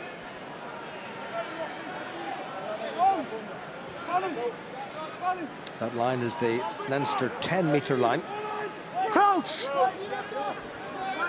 Ulster scrum, they split their forces, 4 to the left and 2 to the near side of the field, the right.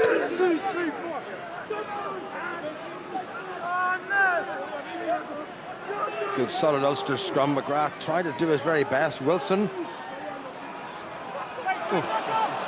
Well, they managed to get away with that. That's pretty hopeless. Ludick still managed to get away with it. Away goes Ludick.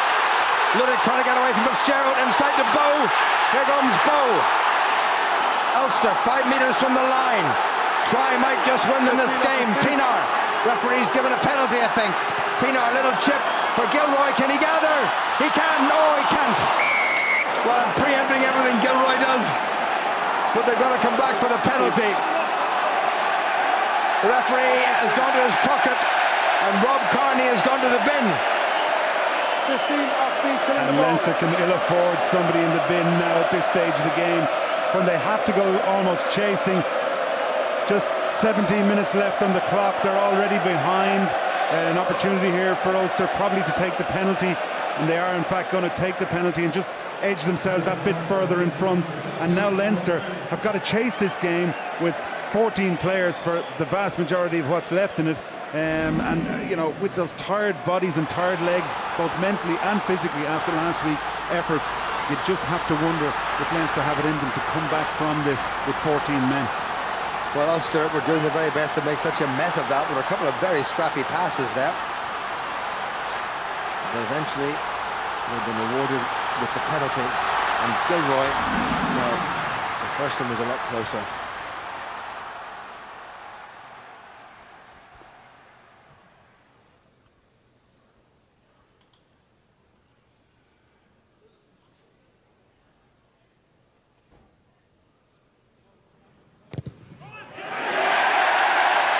He's made it. Ulster 6 points clear to win this game. Leinster need a converted try. And there's just over 15 minutes remaining. How important was that? Ian Madigan has come on. Gordon Darcy has left the field. And Luke McGrath has come on for Isaac Boss.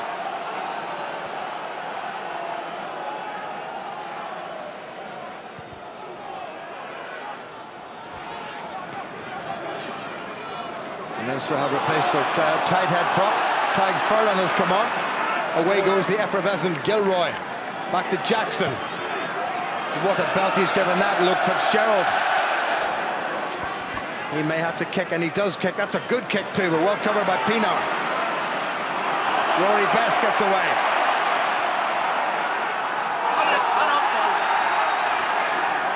Ulster complaining that there was an offside.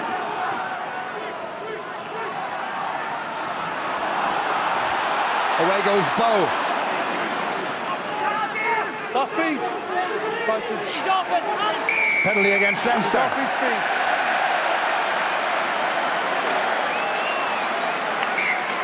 Well, that actually, the Leinster scrum half replacement, despite what it says on the official team sheet, is actually Owen Redden, I'm pretty sure. Jackson for the corner, I think, and all that confusion. Rory Best has said, no, he's going to go for the penalty. Well, Ruan Pinar's kicked them from here, and this would make life even more difficult for Leinster should the South African land this one. And Stephen Ferris made this point at half-time that no matter what you might think, there is always a breeze that comes down that end of the pitch, so it's slightly in the back of Ulster here, and from that distance, given what we saw him do into the breeze in the first half, this is well within Pinar's range, and exactly what Ulster should do to try and push the game that bit further beyond Leinster's reach. Dan Toohey goes off. Robbie Dyack comes on, so Ian Henderson, one suspects, will probably move into the second row to allow Dyack play in his normal position of blindside flanker. And the great thing about having Henderson there, Reg, is that he's so versatile, so you can actually assort your subs around him. But more of that in a second, because this is probably one of the most important kicks, if not the most important kick of the game, with almost 27 minutes played in the second half.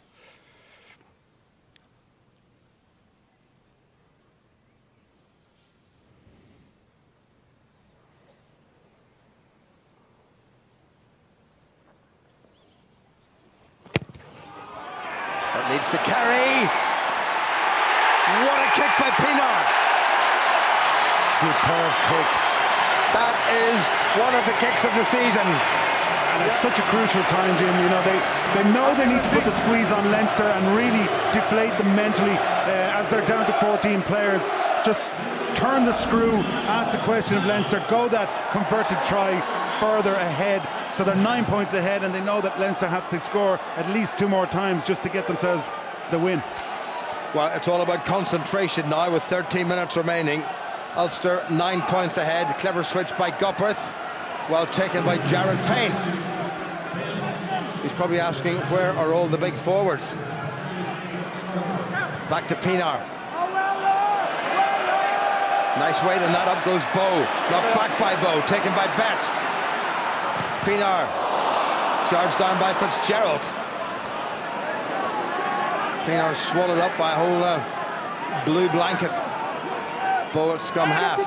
Callum Black is well tackled. Bow again. Jackson. Gilroy's going to chase this. Gone loose. Lost forward off blue. Knocked forward by Leinster. Referee playing advantage to Ulster. Lost forward first. Bobby Dayak being a wee bit exuberant. You can forgive him for that, given the game that's in it. 12 minutes remaining. 9 points between them. And you can see the Ulster tails are up now. They really are wanting to push on. They feel they can put Leinster away and get themselves a really convincing win here in Kingspan. We mentioned before the game, they haven't had too many victories in the last number of encounters together. So it's an opportunity that Ulster will really want to get and prove that they're worthy to be in this top 4. And they've got their sights on playing in the knockout stages, and of course with the final being here later on in the season, there isn't a bigger prize for the Ulster men to fight for at this stage of the game.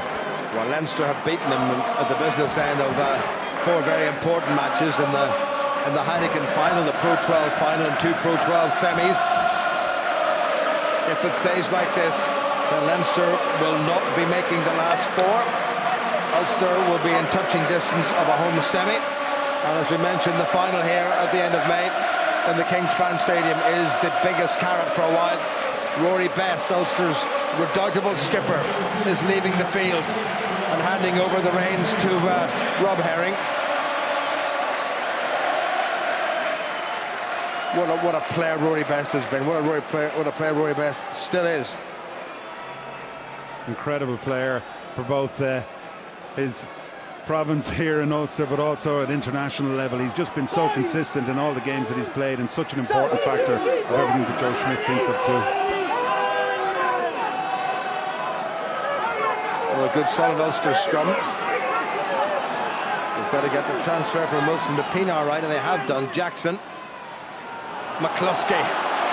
Good strength from the young fella. Pinar again. There goes Henderson. Dayak to assist. Pinar again. Rob Herring, who's busy. It's an outside bet for the 3rd hooker spot, if there is one, in the Irish World Cup squad. Robbie Dayak will be pressing for one of the back row spots, although it's pretty crowded in there. Henderson, Pinar. Now that's a clever kick. That is an extremely clever kick by Pinar. 10 minutes remaining. Leinster still down to 14, trailing by 9 points, and Ulster within touching distance of the Leinster line. That is a brilliant kick, as you said, knowing well that the space had to be somewhere. Leinster down a player, fullback has to come up and organise that defensive line. It just dinked it in, beautifully positioned, inch perfect on the 5-metre line. Great opportunity for Ulster to put Leinster under some pressure again, and that's what it's about at this stage of the game, just pinning back the opposition, keeping them in their own half and forcing the pressure on them. Andrew Warwick and Bronson Ross on from Ulster. That's gone loose. Great work by Ross. Onside, under 10 minutes.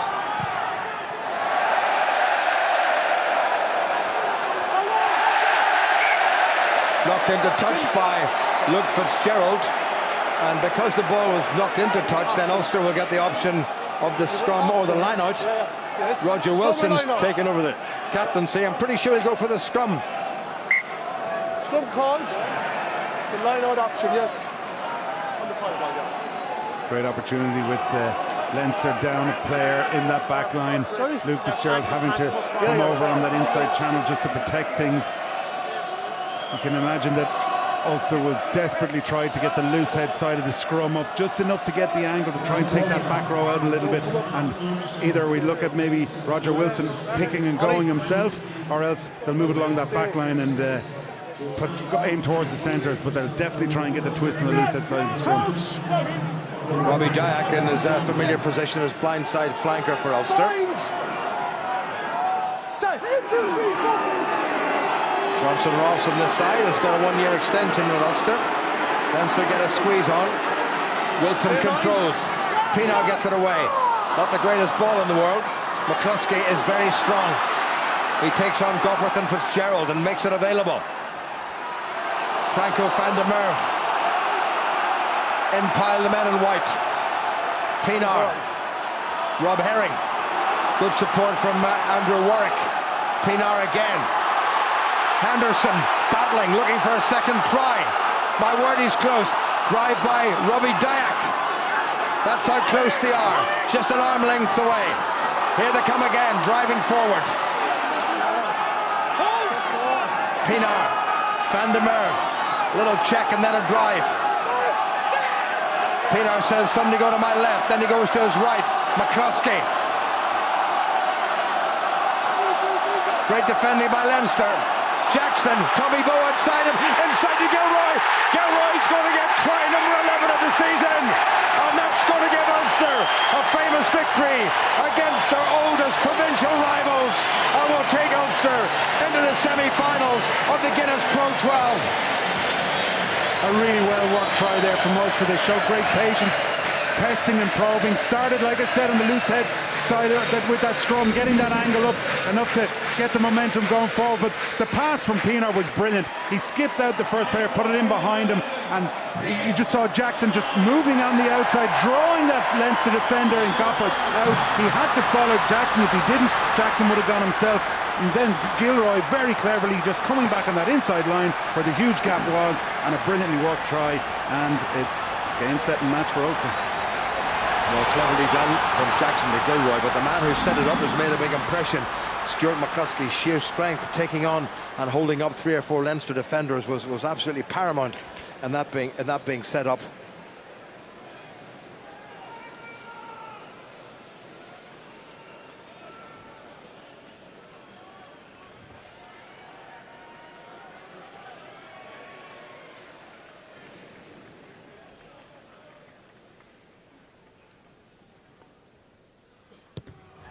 That looks good.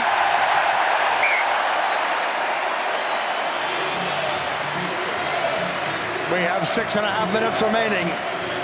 Rob Kearney has come back onto the field, but this time Ulster did capitalise when Leinster were short-handed. They did, yeah, and if you think back at it, you know, bar that first 10-minute spell, it really has been a dominant display by Ulster. I don't know whether they were asleep or just that Leinster came out so sharp at the beginning of the game, but since then, the following 65 minutes has pretty much been all Ulster. Big kick by Jackson, who's had a terrific game in the number 10 shirt for Ulster. Here's Goffert. Will they miss him next year? Well, a certain Johnny Sexton is back from Gay Paris. Away by Leinster. Sean Cronin, who does like to have a bit of a scamper when he gets the ball in his mitts. Luke Fitzgerald, no way through. Away by Leinster again.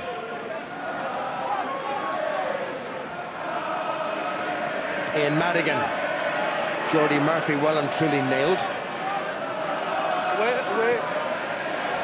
Sean O'Brien, socks down round the ankles. Half a chance here for Leinster. Zane Kirshner, we haven't seen him get anything like a chance with ball in hand. Still there for Leinster. No, Andrew Warwick pretty close with the tackle. 5 minutes remaining. Referee has given a penalty to Ulster. Back away. Quick tap and go. Ulster not back the prerequisite 10 metres. Well, Jamie Hayes, still plenty more years to go, I'm pretty sure. Let's go. Goffert wasting no time at all. We're not slowing the game. Well, that's a good kick by Jimmy Gupperth. Now there's, what, 4.5 minutes remaining. I suppose 3 quick tries and Leinster could be back in this game. You really are optimistic, Jim. Yeah, well, I suppose they've got to try and redeem themselves a little bit and work on this line-out, get themselves into a position to maybe get them all set up and see if they can get a score. Well, they're in the right part of the field. Sean Cronin, with 43 Irish caps to his name, most of them as a replacement, you have to say, to the man who's gone off the field, Rory Best. Taken on by Leinster yet again. Wee bit of a fumble there. Gupperth, flat pass. Oh, that could be interesting. It's been knocked forward, has it? And Ulster have got themselves offside. John Lacey has been pretty sharp on the whistle, but I think I could really question any of his decisions so far this evening. I think he's been pretty consistent for both sides in the decisions he's made. At the breakdown, he laid down the law pretty early that the tackler needed to release, and you know, he made his decisions based on that. But getting back to where we are now, Leinster have electing to go for the corner again and try and set up that lineup. But Ulster would be desperate not to let in a score at this stage. As I said, bar that first 10 minutes, they've really showed their dominance in this game, and they've put it to Leinster. They've asked questions of the Leinster defence, and they've scored some great tries, played some great rugby, and they won't want to concede one now at this late stage. I'm not sure if a losing bonus point's going to be any good to them. Long throw to the back. That's nicely taken in, however. Leinster looking to churn round that narrow side. There's about a good 10 metres between the maul and the touchline. Cronin has it tucked in nicely. Leinster going for the shove. Ulster need to be alert. Cronin will try to propel himself out of this. Referee has given another penalty against Ulster. Ulster up quickly. Referee still giving the penalty. Now will they take a quick one? Ulster have to retreat behind the goal line. There's going to be a yellow card to an Ulster player, and it's Andrew Warwick who seems to have injured his ankle. And the referee has told the Leinster skipper that there is an injury. Don't know that the avuncular Andrew Warwick is all that desperately injured, but he'll have the rest of this game to reflect upon that. 2.5 minutes to go, and he's gone to the bin. You can see Leinster going for a scrum here, given they have the man advantage. Hold on, boys. Hold on. Captain, the time is off. Not. Yes. Okay, leave the field, please. Said the time is off. Put your boot on. Time is off. Robbie Dark is told to put his boot on. You can't take time off for an injured boot if there is such a thing. Leinster going for the quick tap. It's Jimmy Gupperth in the scrum half position. Sean O'Brien straight into a raft of white jerseys. Away they go. Here's Cronin. Good tackle by Stuart McCluskey. Loose Ulster hand in there. Gupperth back inside to Ian Madigan. Ulster determined not to have their line crossed as they did in the opening few minutes of this game. Leinster determined to do just that.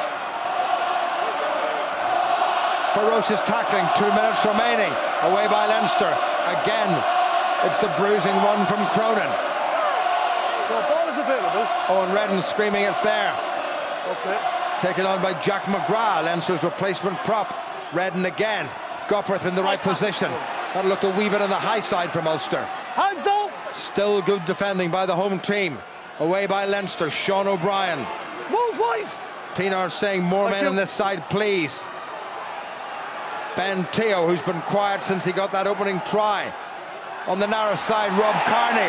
What a tackle went in there. Contest is good. Ball seemed to be nudged forward ever so slightly. Still Leinster making progress. Just over a minute to go. Sean Cronin. Chris Henry scrags him. Still advantage. Still there for Leinster. Referee still playing advantage. Ian Madigan. Away. Well tackled by Robbie Dyack. Great pressure. That was knocked backward. And again they'll come back. Are Ulster going to have another man in the bin? Wait. Back on the line, please. No, they've got to go back to the line. Taken quickly. Jordy Murphy, head down. Good tackle by Jared Payne. Carney, it's gone wide. Up quickly was Gilroy. Here goes Sean O'Brien. White shirt streaming across to make the tackles. Madigan, nicely passed. Luke Fitzgerald. Henderson, who else? Leinster on the narrow side again, trying everything. 20 seconds remaining. Here come Leinster, throwing everything up to and including the kitchen sink. Jordy Murphy. Jared Payne with the tackle for Ulster. Wow, the crowd, I've never heard them so animated. Madigan, Sean O'Brien. We have now played 80 minutes. When this goes dead, it's all over. Still there, Rob Herring. Stuart McCluskey as well, referee telling Leinster to release. Here they come again, they're not going to give up, Leinster. Nicely laid back, through comes Henry. Play on, says the referee. McCluskey's ripped the ball away. It's gone back. Still there for Leinster. Heaslip. Off the foot. Off the foot. Gone forward off the foot. McCluskey wins it on the ground though for Ulster. Penalty against Ulster. On his feet, no problem. And you can't end the game in a penalty, so they'll have to take it quickly, and they have done. Here goes Jack McGrath. Louis Ludick tries to hold him up. Ball is there. The referee has told Ludick to release, and the fullback does that. Madigan. Jordy Murphy, tackled by Ruan Pienaar. Good work by the scrum half.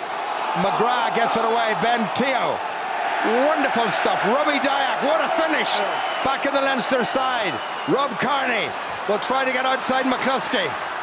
Inside to Kirshner. Over a minute played, it's gone loose. Play on, says the referee, the ball is out. This is an extraordinary finish to an extraordinary game. Rob Herring, Henderson. Here he goes. Little check, overrun a bit by Tommy Bowe. All Ulster have to do is clear it. No, not for feet, no. Has to go into touch. Pienaar to Jackson. The final flourish. And Ulster have won a momentous tussle here at Ravenhill. How tired were Leinster after their heroics in the south of France last weekend, and after such a short turnaround?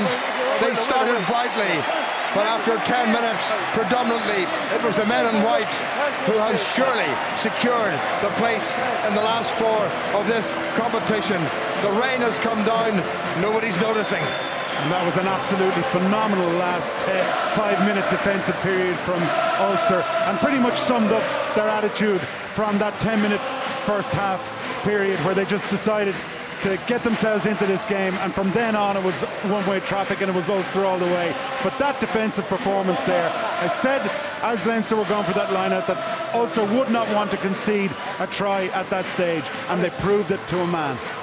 Leinster went 10-0 up after 7 minutes, and thereafter they didn't bother the scoreboard. By half-time, it was 13-10 to Ulster, thanks to a try by Ian Henderson. And in the second half, Ulster added 13 more points. Penalties from Ruan Pienaar on the conversion of Craig Gilroy's 11th try of the season. What a finish, what a game, what a result for the men in white. Ulster 26 and Leinster 10. What an atmosphere and what a rip-roaring Irish derby. Ryan Constable, Stephen Ferris, Ulster deserved winners this evening. Yeah, very much so. That second half performance was just far superior to Leinster's. You know, that last 5 minutes of that dogged defence, they did not want Leinster to cross that line. You know, I think Rory would have talked about that all week, you know, and I could say something that the boys who come on there in the second half won't be doing any fitness after the match, that's for sure. You know, they run themselves into the ground, well deserved. Ian Henderson, what a star-studded performance this evening from that young man, Ryan. Yeah, outstanding. We saw a more rounded game from him, renowned for his ball-carrying ability, but it was that step up defensively, that work rate. He was putting in the big hits, he was getting his place in the defensive line. It was just that work rate from the start, driving Leinster back, and that was the most impressive thing, that angle that he took there, just that acknowledgement of where the game was and that reading of the game. And then he's a player of tremendous physical prowess, and he brought that to bear throughout the game. His big hits and his driving forward run seemed to lift the crowd here as well tonight, didn't they? Stephen, you have no idea. It's game-changing moments, and that's what Ulster kind of lacked, I think. You know, in the Heineken Cup especially. You know, somebody going out and like Big Hendo just lighting Mike Ross up there. That's what they need, week in, week out. And Henry had a great game tonight. It was brilliant to see him playing the number 6 jersey. And I tell you what, if he keeps playing like that there, he'll be putting serious heat on Pete O'Mahony for that Ireland 6 jersey. Yeah, for the World Cup, absolutely. That's part one of the job complete. That's a playoff place secure. Now the really hard work starts to get a home semi-final for Ulster with 2 games left against Munster and Glasgow, Ryan. Yeah, they'll enjoy this win. It's an historic one for them. A week off, and then they need to prepare. They need to use this as a platform and a blueprint to move them through this next 2 games, which are extremely difficult. That carrot of a home final at Kingspan Stadium is looming large in their minds, and they'll need to focus on the processes against Munster and Glasgow, but perfect preparation. They haven't been battling on 2 fronts, not being involved in Europe, so their sole focus now is this Pro 12 competition. I mean, Craig Gilroy there this evening, big smile on his face, and why not? I mean, he has had an electric season, top try scorer in the Pro 12, and could have had 2 tonight. Yeah, well, 11 tries in one season. I don't think I scored half that in my whole career. So he's on fire at the minute. Very, very unlucky here. You know, somebody like Craig in that try, he'll probably be disappointed that he didn't get that down. That's the kind of form he's in. It's great to see. You know, when Andrew Trimmell's out, you bring some of that calibre in. It's brilliant to see him do so well. But eventually Ryan did get on the score sheet. Yeah, no denying him. His involvement has been high throughout. He's always looking for work, and you just see him tracking, knowing what was happening, seeing that space develop in the inside. Paddy Jackson just keeps drifting out on the pass, and that further elongates the space inside. Inside defender can't get to him, and Craig Gilroy that close to the line. There is no stopping that man. And Stephen, Ruan Pienaar tonight and Paddy Jackson really controlled the game, didn't they? Look, listen, we give Ian Henderson man of the match, but it could have been 6 or 7 boys there tonight. Ruan Pienaar, we're talking about earlier on, but Craig getting a few selfies, not like him to miss an opportunity. But yeah, you know, Ruan controlled the game really well, especially in that second half. See when the weather starts to change and you get up out of a ruck and Ruan's just putting the ball in behind them. You see Luke Fitzgerald running back, he's absolutely knackered. You know, see the kind of energy that brings to the pack, and you know, he controlled the game really well. The crowd are certainly enjoying the post-match celebrations here this evening, and I'm sure the man of the match, Ian Henderson, is as well. He's talking to Gavin. Ian, congratulations, mission accomplished. What does it mean? Pardon, sorry. What does the victory mean today and the manner of the performance? It's massive. We talked about the Inter-Pro series between Connacht, Leinster, Munster going in the last 5 or so games, and like we've targeted each one of these games. It's just brilliant to come here on a Friday night, even though the weather changed after the week, but it's brilliant to get a good performance out there and get a good win. 26 unanswered points against your rivals. It's fantastic. It's unbelievable. We knew they were probably going to be tired this week coming back from a tough game in Toulon. We knew we could target them around the breakdown, and like we concentrated all week, and last week as well when we got that extra training week on our set piece, and we really took it to them today. Very quickly, Munster and Glasgow to come. Home semi-final, is that the target now? Oh, that's been the target for the last 2 or 3 months. However, got to take Munster before we can even look at Glasgow. So next week we'll have another training week. We have a couple of days off and concentrate on the Munster game. Congratulations. Thanks very much. Well, I look at the Pro 12 table, looking very healthy for Ulster, Glasgow, Munster and the Ospreys still to play this weekend. And Leinster, mathematically perhaps not out of it at the minute, but pretty much gone. Yeah, I think the Leinster players will be sitting in the changing room there knowing that they're more or less out. I don't think the other teams ahead of them are going to lose. You know, they've got 3 games to play, you know, all 3 games, so yeah, I think it's over. Okay, Stephen, Ryan, thank you very much indeed. Our end music this week is dedicated to Ulster's Rory Best and Louis Ludick. Their wives gave birth to baby boys, so it's daddy cool for them and a place in the playoffs for their team. From Stephen, Ryan and myself, enjoy Ulster's victory tonight, and we'll see you soon. Bye-bye.